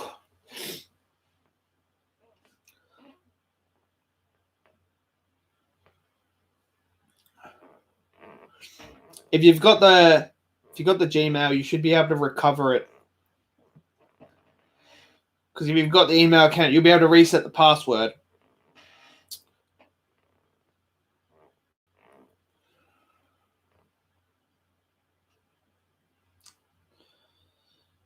Because I've done it multiple times. I forgot my password for this channel, and then I've just reset it. Because sometimes I've just I just like the worst thing about the technology today is you don't need to keep entering your password. So like sometimes I just have it because it's just logged in all the time on my computer. Like you don't, because you're not typing it all the time like you used to. You just forget it sometimes, and I'm like sitting there, I'm like, fuck, what was my password? It's like sometimes with your card now because it's tap, you just tap it. I sometimes when it doesn't work and you have to put it in, it's kind of like, oh shit, what was my pin again? What account was I supposed to select? It's just like technology these days. Yep, Arsenal, bruv. I go for Arsenal. I've gone for him since I was like this big. Funny story. I'll tell you the story how I became an Arsenal fan. So I became an Arsenal fan. It's the funniest. It's one of the weirdest stories. So my whole like family, so like dad's side is from England, right? And they're all Merseyside. So they're all Everton fans or Liverpool fans, right? So my dad's a Liverpool fan, and majority of his family is Liverpool or Everton, right? So we had a blue Arsenal jersey and a red Liverpool jersey.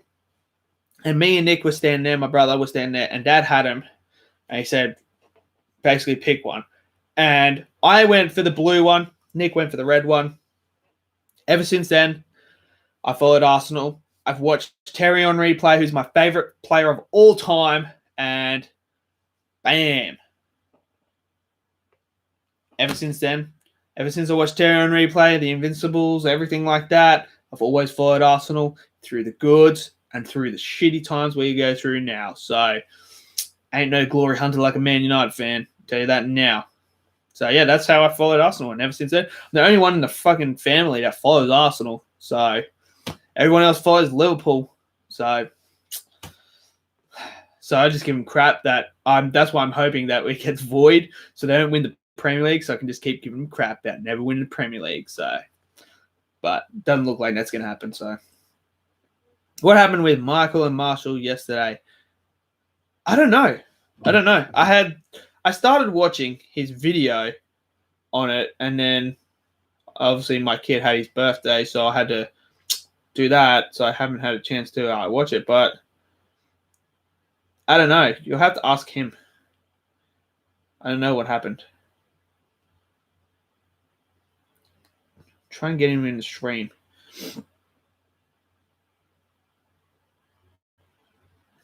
But I can't. I don't know. Let me have a look. Where are we at?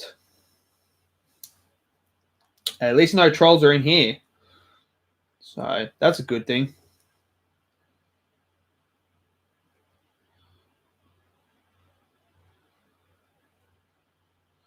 Yeah, Marshall makes videos and then deletes it straight away. So I don't know. Oh, yeah. See, I haven't finished watching it. I just started watching it when I was on the toilet. I got to finish here's what I got going on in my life. So, but you know what Marshall's like. He makes a video and then deletes it straight away. It's just what he does. And then he goes, oh, I didn't make a video on you. What are you talking about? What? Huh? What? You made a video on me? You mustn't have your life together. I mean, come on, bro. Like, I never really got that. You don't have your life together. I mean, my life's pretty together. I got 2 kids. I got a dog. I have a roof over my head. I can afford to eat. I can afford to keep my family. You know, I can obviously afford all this. I own 2 cars. I play sport. I play football regularly. I work 5 days a week. I work about what I would say anywhere from 38 hours plus a week. So, yeah.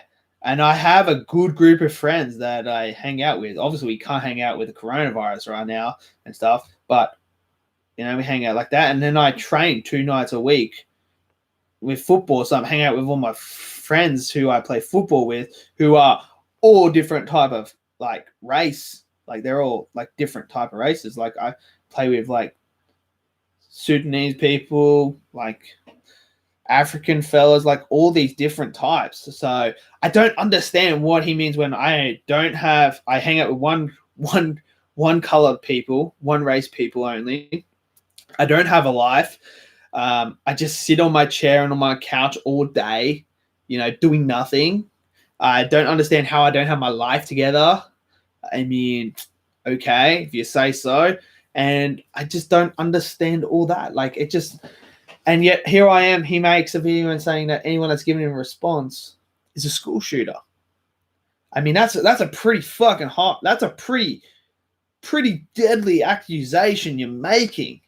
I mean, but then you could use the argument against him and be like, dude, you make response videos. So I made 4 videos on you, which have all been taken down now because someone keeps reporting them. So I just take them down because it's not worth me getting a strike against my name. It's not worth it. So I just took them down. But yet he makes 10 to 15 videos on me. And yet I'm the one that has the problem. I'm the one that's obsessed when I had factual evidence to support.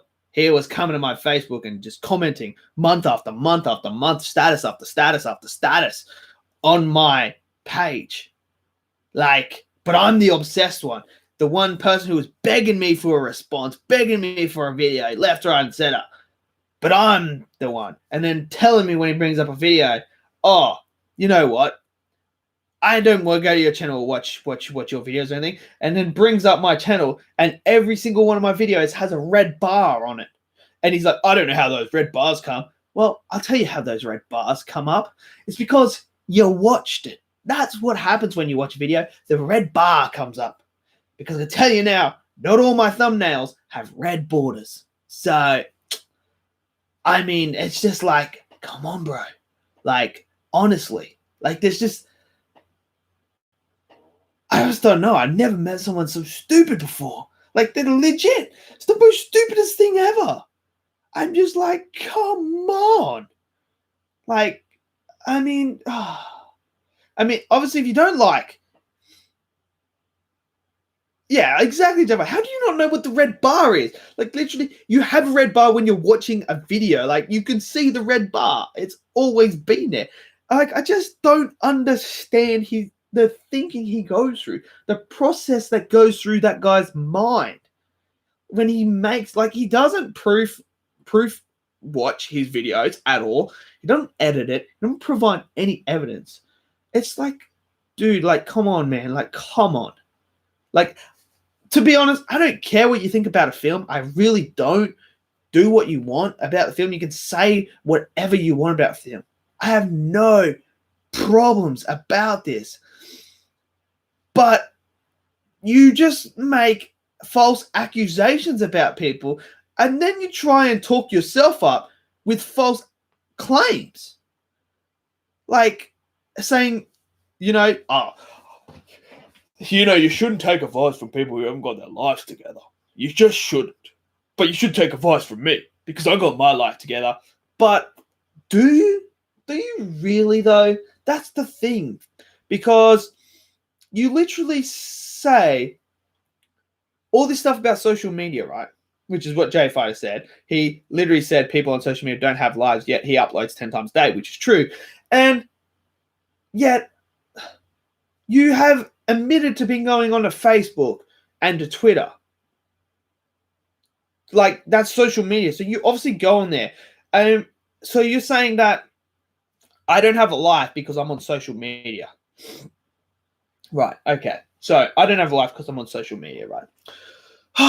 Gosh, man, I mean, it's not like I work full time. It's not like I play sport, It's not like, I have no life. Like, I don't have 2 kids. I'm not married. I don't have a roof on my head or anything like that. I mean, I just don't understand. I just don't understand what goes through. Yes, I did see that video of him saying he's always right. And he's not always right because he says oh, my wife makes 100 grand. Yet you live in a unit block that is not high quality.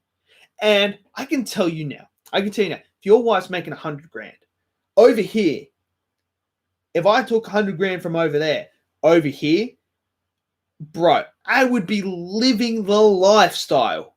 That is like almost what? It'd be like 175K or something over here. Like, that is like, you are living great. You would have better cameras.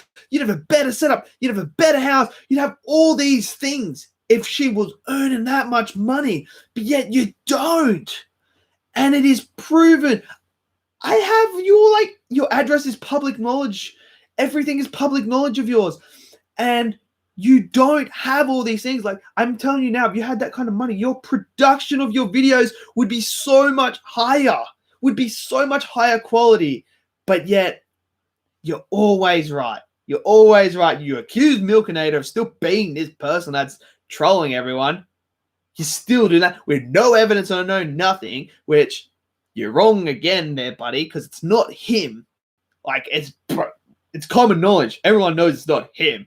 Like, I mean, it's just, the guy just, and like, oh my gosh, like, it's just, he's pathetic.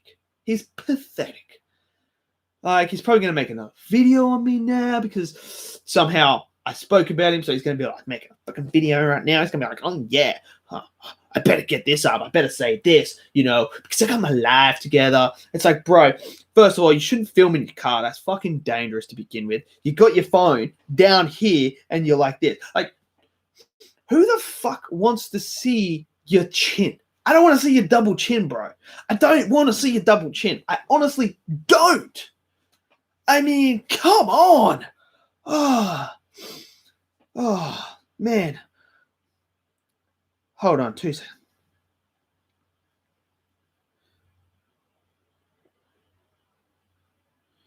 I mean, who wants to see his double chin? And then, I kid you not, he's deleted the videos now. But I look up and he's got 2 videos filming his son's ass while he's poking him, saying the N-word. I mean, bro, come on. And then he films himself in the bathroom, in the toilet. Like, dude, what are you doing?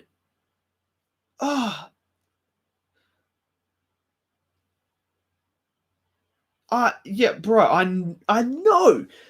Like, this guy, like, he's like worse than an amateur at filming. Like, my first video that I ever did, like, those ones aren't very good. They aren't as quite high quality as I do now. They are nowhere near.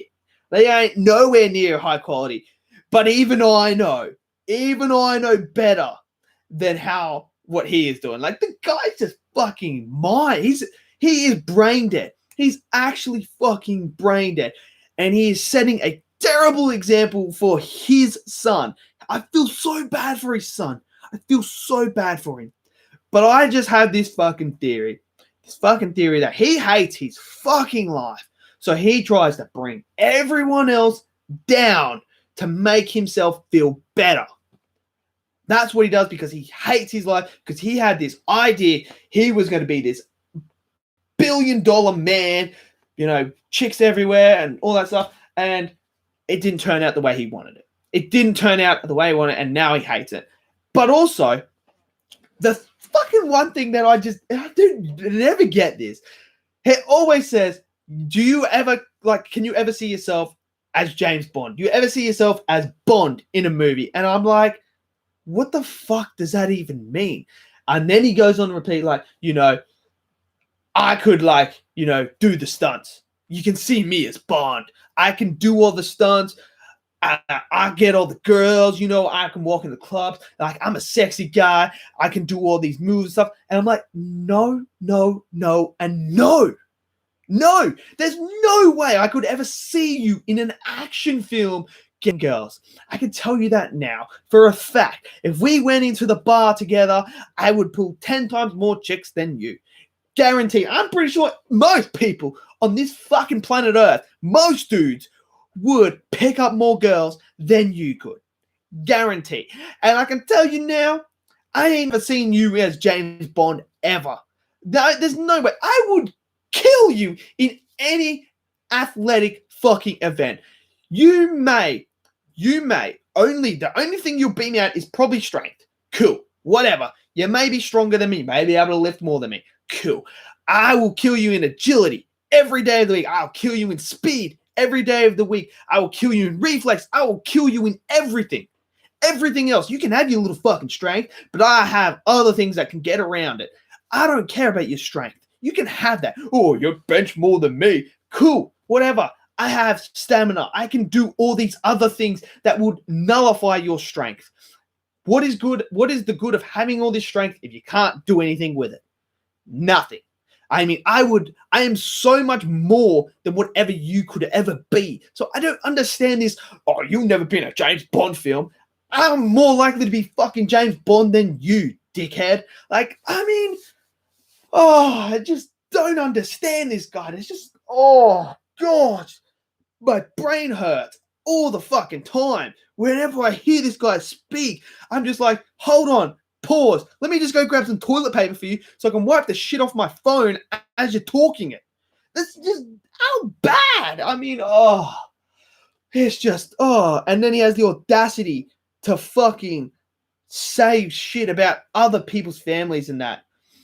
I mean, come on. And then, film's easy. Film's easy to do. Whoa, 1917, so easy to make. Really. It's so easy to make. Well, why the fuck aren't you doing it?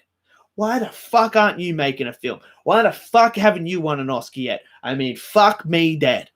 Why haven't you won an Oscar? And then next thing you fucking know, he's like, I'm better fucking acting than all them. Well, why the fuck aren't you fucking acting? Why aren't you fucking acting? I mean, you think film's easy? You can't even film a fucking YouTube video, for God's sakes, at fucking high quality standards. Like, how can you say film is easy when you can't even film a fucking YouTube video without doing this? Hey guys, so today I just want to talk about, getting your life together. You shouldn't listen to trolls because they don't have their life together. And you should also check out my fucking double chin because I know film's easy to make. Like, dude, learn to make a fucking YouTube video properly. Learn to fucking edit. Learn to how to do all this shit first. Don't say film's easy when you can't even do the fucking basics of editing. You can't even edit a fucking photo into your video. How the fuck can you make a fucking film like 1917 that is pictured to be a one-shot film? What, you think they just literally went like this and just filmed in one complete shot? No, they didn't. Like, it's not as easy as you fucking think. Film is one of the fucking hardest things to do. It takes so much time, so much effort, and so many pieces to create these type of fucking arts. Like, I mean, come on. Like, it is so hard. You couldn't even make fucking Sharknado. And Sharknado is bad. It is fucking terrible. It is like it is so bad, it's so good. Like, you couldn't even make that type of fucking movie. You couldn't even do that. Simple as. Like, I just don't understand how you can say film is easy. How acting is easy. Acting is literally fucking one of the hardest things to fucking do. You would know that. Because you fucking don't know how to fucking act. Because if you were this fucking high quality actor, why the fuck are you not winning fucking Oscars? Why the fuck are you not playing the Joker and winning an Oscar? I mean, you literally said Joaquin Phoenix, Brad Pitt, Leonardo DiCaprio. You said their careers are dead. You said their careers are dead. You said they are terrible actors.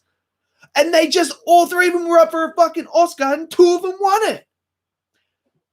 But their careers are dead because they can't act. Are you fucking brain dead, bro? Are you actually that brain dead? You can't see what good fucking acting is. You literally naming three of the fucking all-time greats. If there's a Hall of Fame, those three are in the Hall of Fame straight away. They're in the Hall of Fame. They are getting inducted to the Hall of Fame. I mean, you can't say that they are terrible actors. They are great actors. They are fantastic. And then you even say, Margot Robbie's not even a good actress either. She's not that good. Emma Stone's not that good. I mean, are you fucking serious? Are you serious? I mean, Margot Robbie's we got nominated for another fucking Oscar. I mean, like, she's Harley Quinn. There's so many Emma Stone is a great actress. I don't know where the fuck you got that from. I mean, like, dude, do you just you're not paying? And then the biggest thing you come out and said, you literally come out and said, I don't watch the Oscars anymore. You know why I don't watch the Oscars anymore? It's because they never nominate the right movies. They always nominate bad films. Terminator Dark Fate should have been nominated and won Best Picture. I mean, get the fuck out of here, bruh. Get the fuck out of here. I know, he said Quentin Tarantino is a bad fucking director as well. Get the fuck. Honestly, man, come on. Oh, I mean, he does my head in. I've never met someone that is so arrogant, that is so up themselves, that is so, I am God. Oh my gosh. Yes. I mean, he probably will say Brie Larson's a bad actress when she's not. She's actually really fucking good. I mean, yeah, I know, but so Tarantino is a terrible director who's been nominated for, his movies have been nominated for Best Picture, and he's been nominated for Best Director, but yet he's a terrible director, but Zack Snyder can make fucking Batman vs. Superman, and he's the greatest director of all time. He created the greatest superhero film of all time in Batman vs. Superman. Get the fuck out of here. I mean, I love Man of Steel. I love what Zack Snyder did, but he is nowhere near as good as Tarantino. I mean, come on. I mean, but what the fuck do I know? My life's not together. I don't have my life together. I don't know what the fuck I'm talking about. I'm just a guy that sits on my couch all fucking day on social media because I haven't got fucking a life. And he's got this whole fucking narrative of, social media, it's not the real world. I mean, what? I mean, what do you mean by social media is not the real world? I just don't understand what you mean. You give no context, you give no description, you give no, you don't explain shit, you just say random shit. Social media is not the real, okay, cool. I mean, we don't all just fucking live on social media. I don't understand what you mean. And then he's like, fucking the film attackers, Michael has mentioned this multiple times. The fact that he says that you shouldn't trust a movie reviewer because they say a film is bad and it turns out it's actually a good film. This to me, okay, let's dissect this one. Let's fucking dissect this one. We're on a fucking tangent now. We are on this. We are gonna fucking continue because we're on this. So you're telling me, right? Okay. So, okay. How do I say this? So, for instance, I, as a reviewer, say Breaking Bad is not very good, in my opinion. It's not the best. It's okay. It's all right. It's not for me. Does that mean Michael shouldn't watch Breaking Bad because I said that? No. It means he goes, okay. Obviously, he didn't like it. These are the reasons why he didn't like it. Okay. You know what I'm going to do? I'm going to watch it for myself so I can determine whether I like it or not, because it's art. Movies are art. Film is art. Everyone sees it differently. Because I like a film doesn't mean you're going to like it. Because I don't like a film doesn't mean you're not going to like it. We are all different. I mean, fucking Jay Fighter hates Far From Home. I love Far From Home. It's just what happens. Because a movie reviewer says he doesn't like it, there is so many. Sean Chandler. Let's see. Sean Chandler, Chris Stuckman, Jeremy Johns, John Campbell, Rob Meyer Burnett, Film Attackers. There's so many movies that I disagree with them on. Does that mean I'm not going to go watch a film because they said it's bad? No. I'm going to go check it out for myself so I can get my own opinion on it. That's what you do. You get your own opinion on it. That's why I try to say at the end of my reviews, I say, I personally would recommend wait for it to come on DVD because to me, it's not a good film. I'd wait for it to, I'm basically saying if I had my time over again, I'd wait for it for DVD. So I'm just giving you guys a head up. If you like these type of movies and that, you probably might not like it. So I'd wait for it for DVD or for Netflix. Or I say you should go out and see it for yourself because you may like it, you may not. This is my opinion. You guys should go out and see and do your own opinion. I'm just here to give you a guideline on what my thoughts are, how I see it and stuff like that. This is why I didn't like it. I've given you this. It's now your choice whether you want to go watch it or not. Just because someone says it's bad doesn't mean you go, oh, fuck, it's bad, I'm not going to watch it. That is fucking stupid. That is fucking stupid. Because I tell you now, if I listen to you and I was just like, okay, I'm going to not watch Joker. I'm not going to watch the MCU. I'm not going to watch all these films. I would have missed out on fucking 1,000 fucking great films because you think Batman fucking Superman is good. I mean, come on. Because you think fucking all these other films are fucking trash. When to me, they're actually fucking high quality. I mean, come on, bro. A movie reviewer on YouTube, his job is not to be like, fuck, I think Marshall's fucking watching this. You know what I should fucking do? Yeah, Marshall, so Terminator Dark Fate, best movie ever. Go watch it. And then he's like, oh, fuck. He just told me to go watch it. Oh, I've got to go fucking watch this. Like, no, that's not his job. His job is not to do that. His job is to be like, look, I went and saw this film. This is what I like about this film. This is what I don't like about the film. To me, the bads outweigh the good. So for me, I don't think it's a great film. I wouldn't go see it again. I'd wait for it to come out. But you guys should go and see for your own self just in case you do like it. Because you may like it, you may not. But this is my opinion, how I saw the movie, what I didn't like about the movie, what I did like about the movie. Bam. So then you can just say, I recommend don't see it. I recommend don't see it. I recommend just don't see it. They then choose what they want to do. They, like people on YouTube that do movie review stuff, aren't there to say to you, you should go see it and you shouldn't go see it, and you just take it on. Like, I mean, come on. Like, you can't.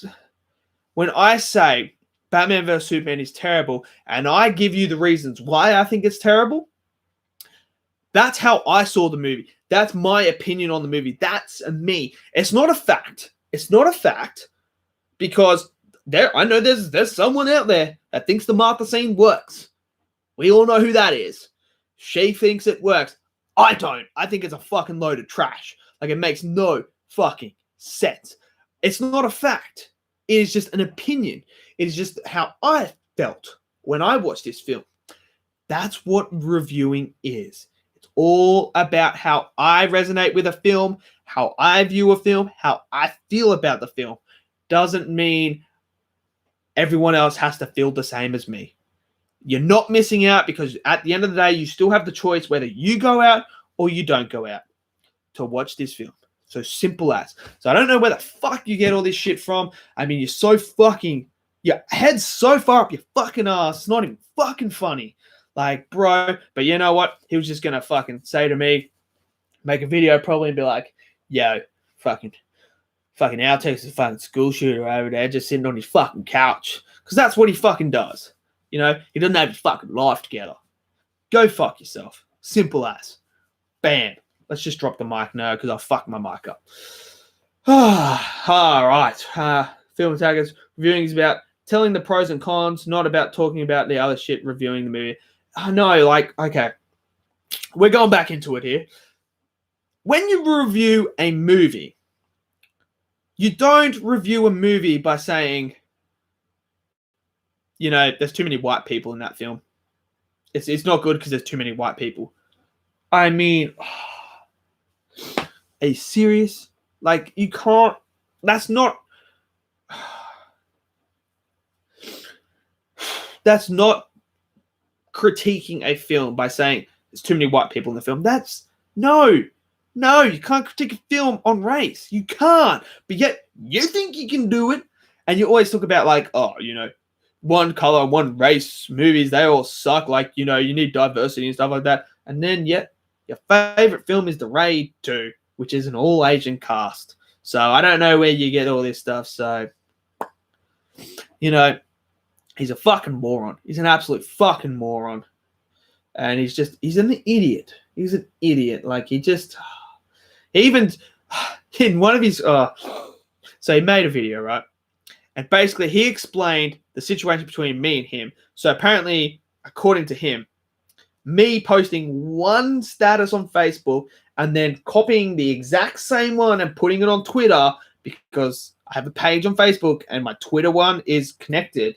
Like, that's for the Twitter people, like when I'm on Twitter, because some people use Facebook and they don't use Twitter, and some people use Twitter and don't use Facebook. So I normally do the same statuses on each one. So it's exactly. But according to him, that's me going off and just being obsessed with him, right? That's me being obsessed with him. Then he proceeds to be like, oh, he was begging for a review and stuff like that. He made this video and stuff. Can we get this right? You made the first video on me to begin with. We all know that. That was a fact. You made the first video when you didn't have to. You came to my channel and left me that comment, and then you made a video a day later. So I don't see how I was obsessed and wanting a response or whatever. And then I made the video, and then you made another video on me. And I was like, fuck. Well, this is the stupidest fucking thing I've ever heard. So I'm done. I'm not going to do it. Fast forward, and then you make another video.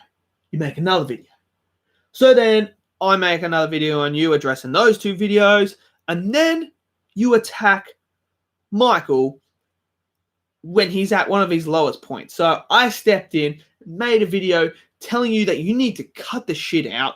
You need to stop doing that. You need to stop it. Simple as. You can't do that. But no, then you're trying to say like how I was obsessed with you and stuff like that. And then you made another 2 videos on that one. And then you come into my channel for the next 3, 4, 5 months commenting on my shit. Because I'm apparently obsessed with you, but yet you're the one begging me for the review. You're like, yo, man, you need to make a video on one race. Like, what? You can't respond to one race. Is he in your head or something like that? Like, just coming and doing little jabs and stuff like that, trying to get me to make a video. And then the trolling started to happen, and then you started accusing me. You started accusing me of being the person that did what happened to Michael. I was the guy that did it. So I made a video exposing you so bad that you had to report it, because apparently the Facebook was revealing information, was revealing privacy. Now, if that wasn't your Facebook and someone made that, why would you report it? If it's not you, if it's not your Facebook, and you don't want people to know about it, why would you report my video? Why? Why would you report that particular point, saying that your privacy was exposed, that it shouldn't have been? Because, oh, wait a second, because that was your Facebook. And what was the link again? Oh, Crunchberry. And who came into the stream? Crunchberry. Geez. And then you say, I'm not obsessed with you. And when you made one of my videos, what'd you do? I don't come to your channel at all. You opened up my channel, and every single one of my videos had a red bar on it. Wow. So obviously you're keeping tabs. You're watching my videos. So, and then just 2 seconds, just before, here you are making a video about me again. So, I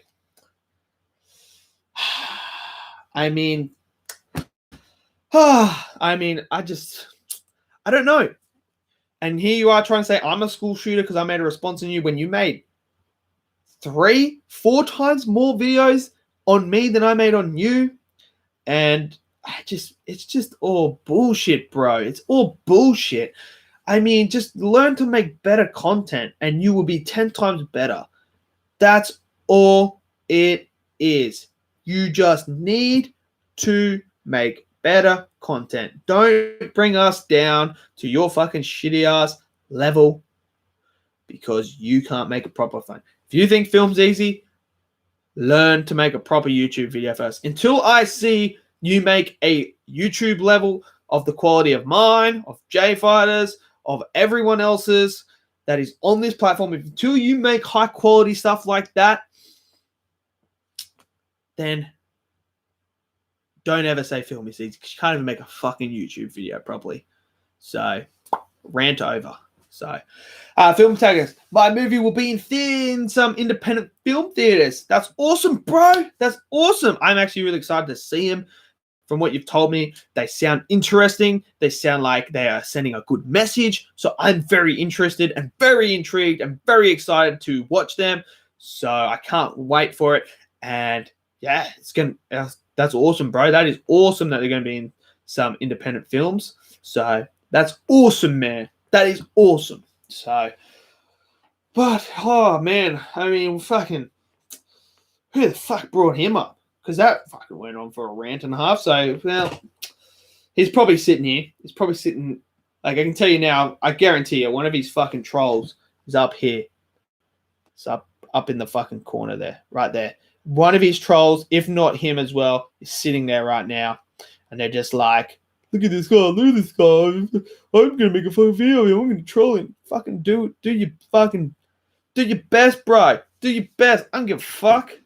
Come troll me. I'll just kick you. Just fucking kick you, mate. Simple as. Like, I ain't fucking scared. Fucking wanker. Also going to be uploading more today shall be a first impression of Maneater and Tarantino versus Snyder. I mean, come on, bro. Tarantino wins that every day of the week.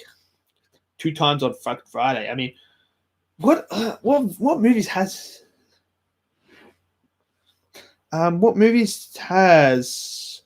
Let me just go back to Zack Snyder. Let's see what movies Zack Snyder's done. 300's not bad. I don't mind 300. Did he? No, he didn't direct 300, did he? He did. There you go. I didn't think 300 was too bad.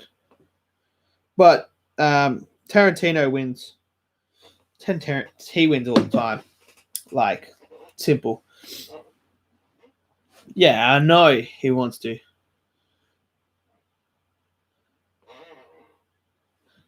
Yeah, Man of Steel, 300, Dawn of the Dead, and Watchmen. That's about it, really. So, but Tarantino's higher quality.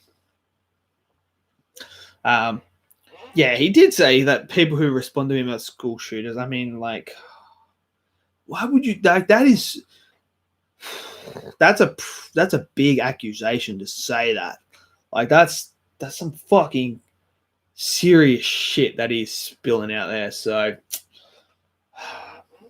the guy's just got no fucking idea. Yeah, bro, that's fine. That's fine. I'm not going to fucking argue with you. I mean, I've got a fucking angry wife that's fucking literally not happy. It's not happy at all. So, I mean, it's just fucking...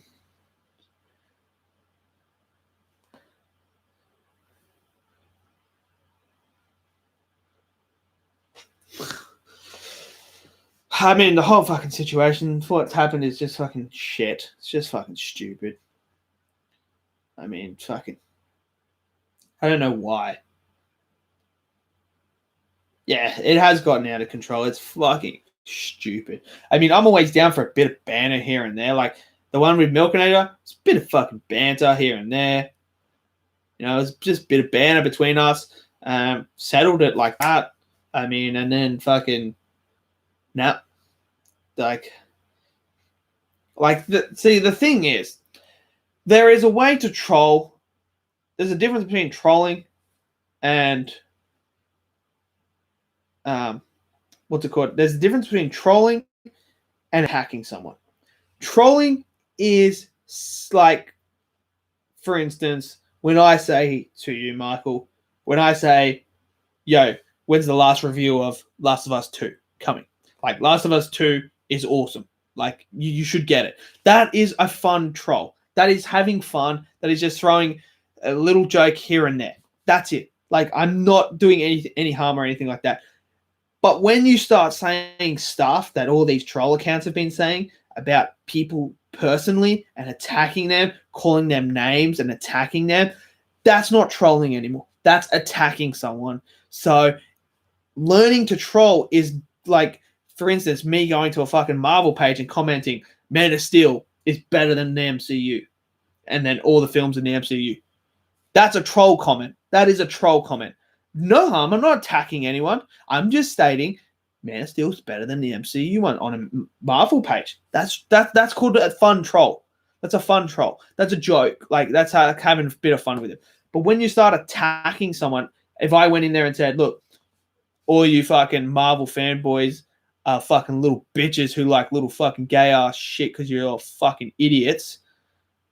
That isn't a troll. That is me directly attacking them. I'm directly attacking them. I'm not trolling at this point now. I'm just personally attacking them. That's not a troll. That's the difference. So whenever someone says, oh, I'm trolling you, you're not. You're attacking. You're not trolling nobody. You ain't trolling. Like, you need to learn what an actual trolling is and what joking is. And if you don't know the person personally, don't make personal jokes like that. Like, don't. Like, that's, if you don't know that person, don't make a joke about their fucking mother or anything like that, because you don't know them. You don't know if they've lost their mother. Like, you don't know that. Unless you know that person, you know them, and you know that that's going to be okay, then you can. But if you don't say it. It's not worth it. It's not funny. It's not worth what the road ahead is going to look like. Like, it's just, no. Because you don't know what that person, like, it's the thing. Like, this is why, like, when your mum jokes were massive, it's like, you shouldn't use them. And they're like, why? It's funny. It's like, because if you use them on the wrong person, you don't know. If you use it on a random person, I just said to some random person, like, oh, yo, bro, your mum's fat. Like, their mum could have passed away, like, recently, and it just triggers something in them, or their mum's in hospital because of obesity or something like that. Like, you don't know what people's situations are, so you should never do anything personal. Never attack someone personally. Like, don't ever say anything personal or revolving anything like that. You just need to learn how to troll properly, how to make a proper joke and not actually attack a person. That's the difference. Like, I mean, like, you can come in here, for instance, and say, yo, Man of Steel shit. It's trash. It's the worst film. That's a troll. That's a joke. That's like having fun with me, because you all know I love Man of Steel. That's fun. I can handle that banter. That is banter right there. But when you come in and you say something about my sons, my wife, me, family, or anything like that, we ain't trolling anymore, because you don't know me personally. You don't know what I've been through. You don't know. You have no right to talk about them. Then we have a problem. Then we are beyond the joke. We are on something else. So that's just a little for all the trolls. If you're watching this and you want to come and fucking mock, you want to do this shit to fucking Michael again, just have a little think before you do it. Think about this. Am I attacking him personally? Do I know his whole story? Do I know the situation he's in or anything like that? How am I going to make this person feel by making this comment about them or someone close to them or anything like that? How are they going to feel about it? And fourthly, what are the consequences to me making this comment? What is going to happen to me if I take action and make a fake account and impersonate someone or something like that, or making a comment and attacking someone? What are the consequences that I could be facing? And then add all that up and think to yourself, is it really worth it? Is it really, really, really worth you doing? No, it's not. It is not worth you doing. So how about before you do it, think about those 4 things I just rallied off to you. Have a really hard think about it before you post it on that, before you go into the stream and you post it or make that account. Have a hard think about it and think all those things, and then think, what are the fucking consequences that could happen? What could happen to me? Because I can tell you now, if you say things like that to the wrong person, something could happen. Something could happen. Like, you don't know. You just don't know. You never know. So, just some food for thought to put out there for all you fucking trolls that want to come in and do all this shit. Just giving you that. So, make sure you have a hard fucking think before you do shit. Because otherwise you'll learn the hard way and you'll go through life and it will not be a pleasant life for you. I can tell you that now. You will pick the wrong person at some times and things will not go the way you thought they were. So just have a think before you do things, because sometimes it's just not worth putting that comment in. It's just not worth it. It's just not worth it. And here's another thing for you. When you're in a little battle too, if someone's spitting facts and stuff like that at you, as soon as you call them a name or attack them, you lost the argument. You've lost it, because then you're just proving you have nothing to back up what you're saying. So, for instance, when I'm sitting there and I'm saying to Marshall, I don't know where you got all this information from because it's not true. You accuse me of this, blah, blah, blah, and I'm showing all this evidence. And then he comes back and he goes, oh, you're an idiot. You're stupid. You haven't got your life together. It's clearly showing you have no argument. You have no facts. You have no evidence that the only way you feel like you can win this battle is by insulting me. At that point, you've lost. You have lost because you had no argument, no nothing. As soon as you start insulting someone, you're lost. So it's just a bit of food for thought for people out there that want to do this stuff and stuff like that. I mean, so yeah. So as soon as you start insulting people personally, that's what happens. So yeah. Speaking of, Milkinator had a stream, and I tell you what, it was so weird but good at the same time too, because he used his real voice, and it was for a bit there. It took me a while to get used to, because I'm just I'm so used to the text to speech voice he uses, and when he was speaking, I was like, dude, this is actually so much better for one, and it's really good, and it's I was yeah, it was just, yeah, he should use his real voice more.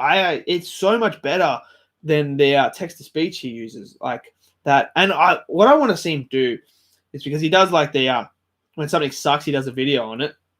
I want to see him do something do a complete opposite video, which I think would be pretty fun, where he says something's really good. Because I know there's things he loves Outlast and stuff like that. So I would love to see him do a what's it called?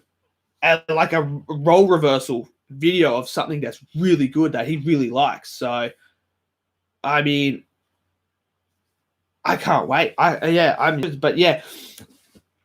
Right, Jay Fighter. When you use your real voice, you can really get the emotion out of the person. You can see how passionate they are about something, and sad. You get all those emotions where if you use the text to speech, you don't get that, because you don't know if he's being sarcastic, if he's not.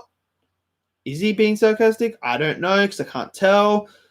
There's you start getting miscommunication stuff, where if you use your real voice, you can really hear the passion and stuff like that. Fair enough. If he doesn't want to use his face or anything like that, I ain't gonna hold against, because there's so many people. I mean, I watch Geekdom. He doesn't use his fucking face. He uses a photo and stuff like that. So I mean, he can do that, but I think he should use his real voice because, like you said, you can see the passion and stuff that he is. And when he says something sucks and stuff like that, and he's really passionate about it, I can then relate more to it. I'd be like, okay, so he's really passionate about this. Something's triggered him to make him not like this. And it makes me respect it more because I'm like, okay, I understand where he's come from because Batman vs. Superman did that to me. Spider-Man 3 did that to me. Like, I understand where he's coming from now. Where if it's just text-to-speech, it's a bit hard to try and resonate and, like, understand where he's coming from. So it was good. It was good. And I hope he continues with it. And I really want to see him do a reversal and do something that's, like, he really likes, like, and says, like, is really good. I think it would be a very interesting video and see him do the role reversal there as well. So, but, yeah. So that was good. Film service. Look, so far, Man-Eater is better than The Last of Us Part 2. Ooh, I don't know about that. I have a friend whose name is also Michael, and I was talking to him tonight, and I said to him, are you going to get Last of Us Part 2? And he's like, yeah, I'm going to get it because I love the first one. And I was like, ooh, you haven't heard the spoilers or anything like that? And he's like, no, I haven't. He's like, why? I'm like, it's really agenda pushing. You're like, the lesbian scenes and stuff like that. Joel dies early, trans and all that stuff. And he's like, oh, fuck that game then. I ain't getting that fucking game. That's bullshit. So, I mean, apparently a lot of people are in uproar about it. So, I don't know. Maybe Last of Us Part 2 is better. I mean, I'm just going to have to wait for your review. I'm going to have to wait for your review, Film Attackers. Like, you're going to have to play it for me and tell me, is Last of Us Part 2 good or not? Because I'm going on your judgment, bro. If I'm using common sense, facts, and logic, whatever you say is good or bad, I'm going to do. So I want a review of it, please. Thank you very much. Get that done. At least, Man-Eater, you're a shark. Are you a shark, though? Or are you a fish? Oh. Can you be a megalodon in it? Can you actually be a megalodon in Man-Eater? Because if you can, that'd be fucking insane. Imagine being a megalodon. See, like, the fucking whole boat just boom. See you later, son. We've gone way over. I was supposed to only do 2 hours, so we're at fucking.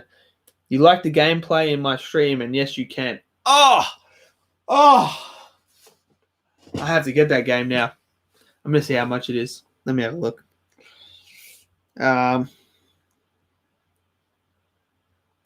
Let's see how much this game is.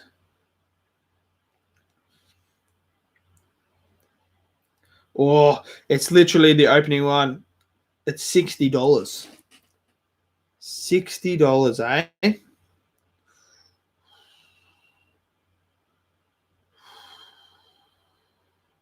I can put it on Afterpay. Oh, I can put it on Afterpay. Oh. Might have to sneak out tomorrow. I mean, later today, and get it. Interesting.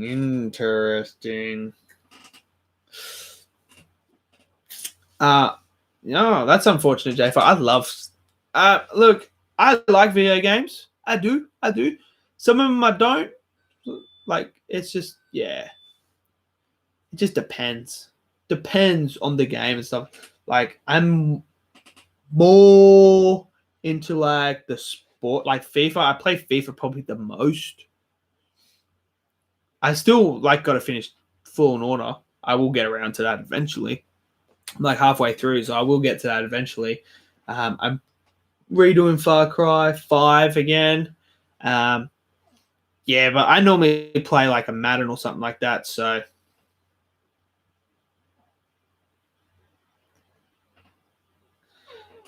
Yeah, no, that's fine. Like, I am too. I'm not like the most passionate about video games. Like, I probably was younger, but now I just like, I prefer the sports games and stuff like that of it, and then some games here and there. I'm not like a hardcore like Michael. I'm not like that.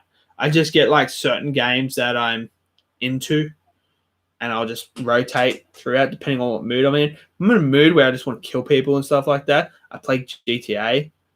And if I'm in a mood where I've just watched like a John Wick or something like that, or a war one, I'm gonna probably play a Far Cry game next or something like that because I want to fucking just be a beast. Where if I'm then watching the football, I'm just gonna or playing it, I'm just gonna play some FIFA because I'm fucking doing that, which is what I'm doing right now. Otherwise, if the NFL season's on, I'm probably playing Madden. Then I'm actually playing if I'm watching NBA, I'm playing fucking 2K. It's basically I'm just on a rotating thing like that. Just yeah. I'm actually very inexperienced on video games. I haven't played that many. My favorite video game is Spider-Man PS4. That's how. But apparently that's a really good game too. So no harm there, buddy. Apparently that's a really, really, really good game. So my favorite video game of all time is the one that I probably had the most fun with was Halo 2. Halo 2 to me was just so good. And I can't like their new Xbox is apparently going to have the built into the system where you can play the old games as well. So that means I can play like my old original Xbox games. So like Tasmanian Tiger, the original Battlefronts, Mad Dash, all the classics, Halo 2, all those classics I can then play on this one, which would be so good because what happened was I bought an original Xbox when I was over in America, but I brought it back here and I plugged it in.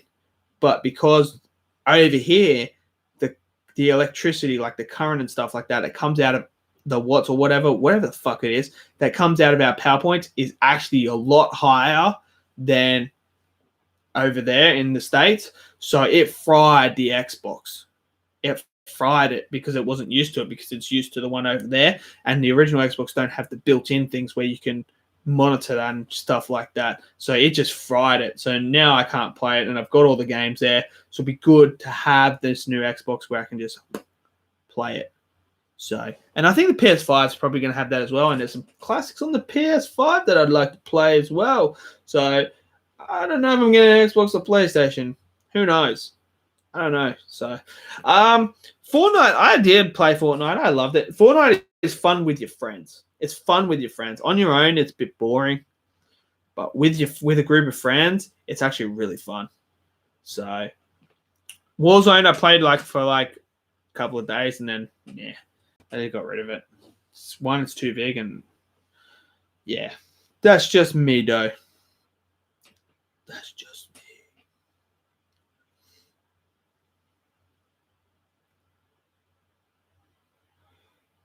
Right.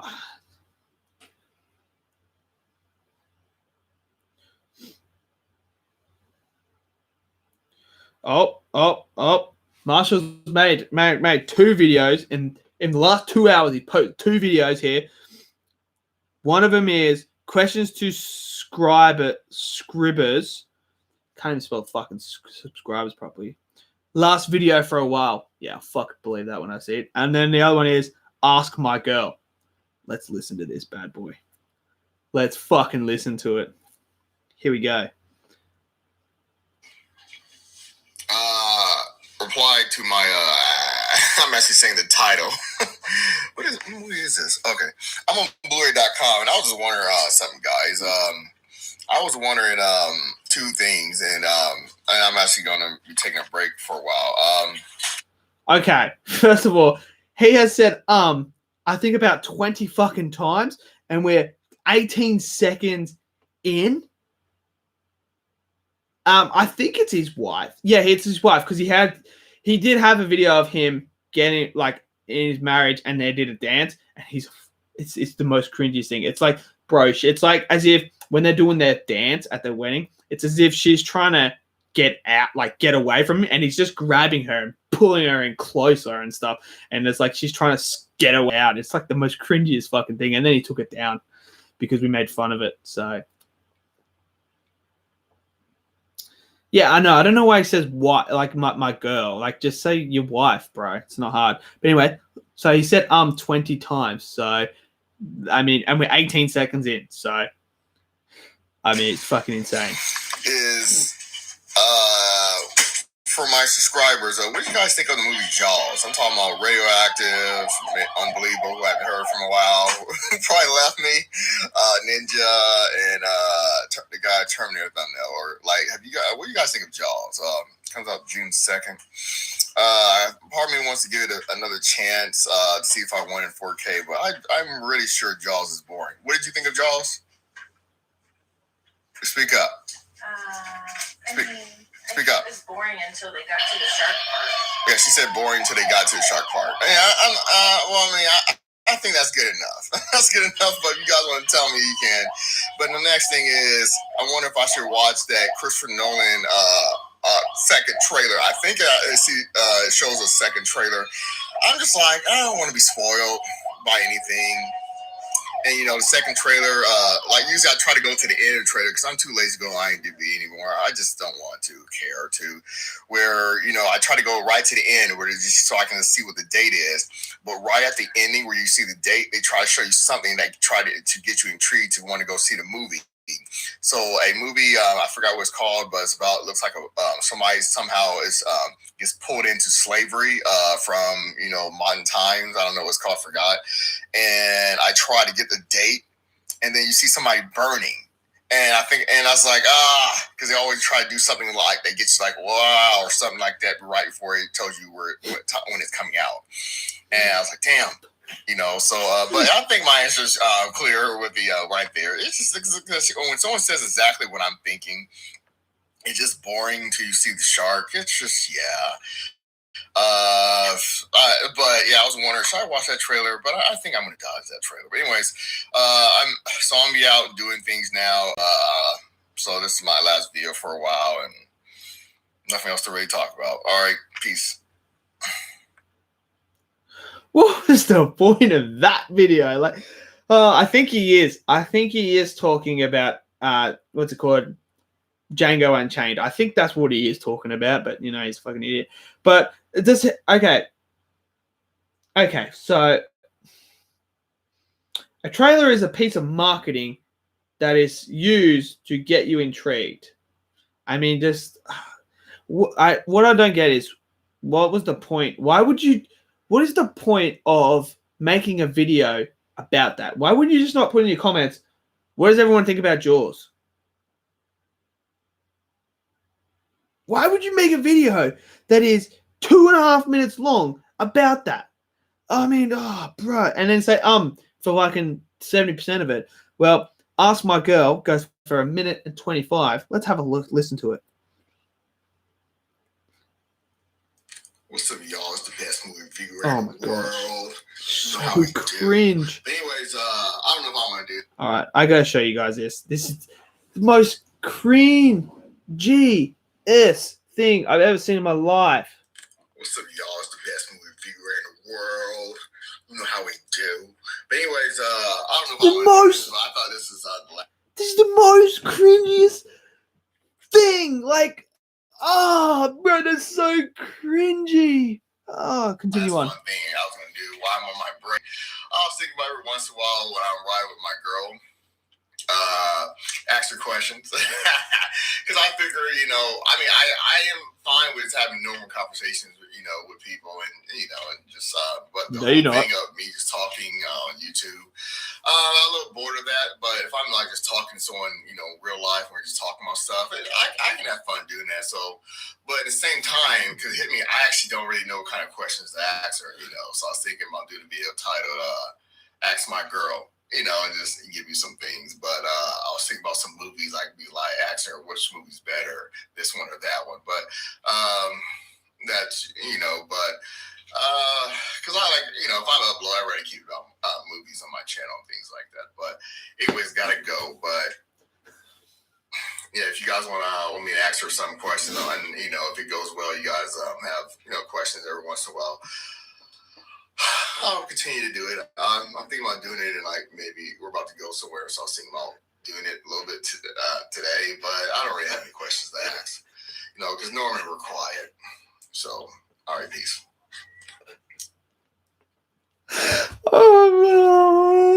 So, oh my God. So let me get this right.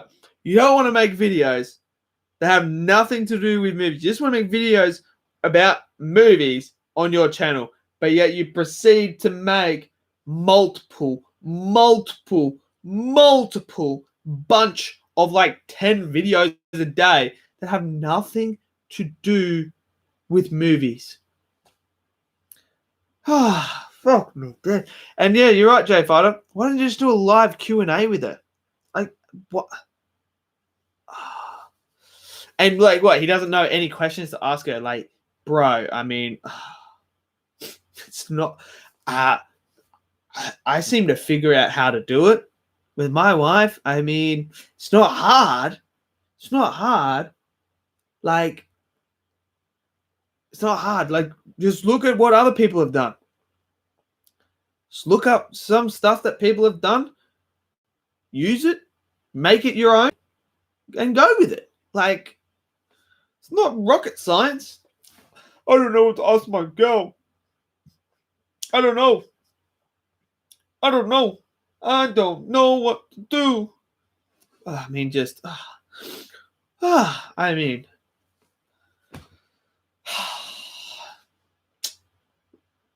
just might as well just do this, eh? So... he can literally stream on his phone. YouTube said you can't stream on your phone unless you have 1,000 subscribers, and he has over that. So, but remember, he made a video saying if you do live streams, you're just the guy that sits on the couch that has no life. So, and where's he? He literally says the video before that, this is my last video, and then makes another video, and then he's like, no, I'm going on a break. I'm not going to do another video. And then in that video, he then proceeds to say, I'm probably going to film this video, today or something like that and put it up.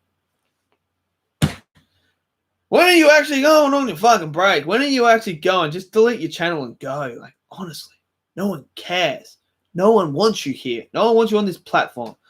So, yep. We all are. Apparently, we all have no lives and we just sit on our couch because we like to live stream, because we like to interact with people and comment and talk to everyone. So, piece of shit. And I see those number 5 right there, those people right there. Probably one of them's him. So, I mean, well, people, I've literally got to go back and sit on my couch and do nothing because I don't have a life. So, just going to end the live stream here, because I got to go sit back on my couch and plan my next, my next move in my life, that I don't have, So, yeah, just what I'm going to do, What more can I say? So, but anyway, it's like 2:45. It's like 2:40 something in the morning. So anyway, I probably should get some sleep. So yeah, thank you for joining me, everyone. It's been fun. It went longer than I thought it was going to go, but that's awesome. We went on a sick-ass rant. We had a great debate with me and Jay Fighter about killing and stuff like that with the heroes and stuff like that. So that was a bit of fun as well. Then we had a good debate about Spider-Man as well. So it's been fun. We've had fun. We got some good questions in at the start of that. Then we went on the rant and stuff like that. We all know Film Attackers is going to get Last of Us Part 2, and he's going to do a review for us all. So we all look forward to that. That's coming out in June, I believe, the 19th or something. So, yeah. So, it's going to be awesome. So, yeah. Jay Fighter, it's 12:45 there for you. Mate, you're still stuck in the past, bro. I'm from the future. I will tell you right now. Do you want to know what happens at 2:40 in the morning on a Sunday? Sky's dark. Just give you a heads up from the future. So thank you for joining me. Make sure you guys subscribe. If you guys haven't already, give us a subscribe. Check out some other videos I got on the channel as well. And we'll be doing this again next weekend. So, I love doing this stuff. So we're going to go again next weekend. So I'll see you guys all there again. Stay safe. Don't do anything stupid. And just remember those 4 things I laid out. If you're a troll, is it really worth you put in that comment. What are the consequences? How is someone going to be affected? Do you know the person? So just have a little thought of them, and yeah, see you guys later. Peace out.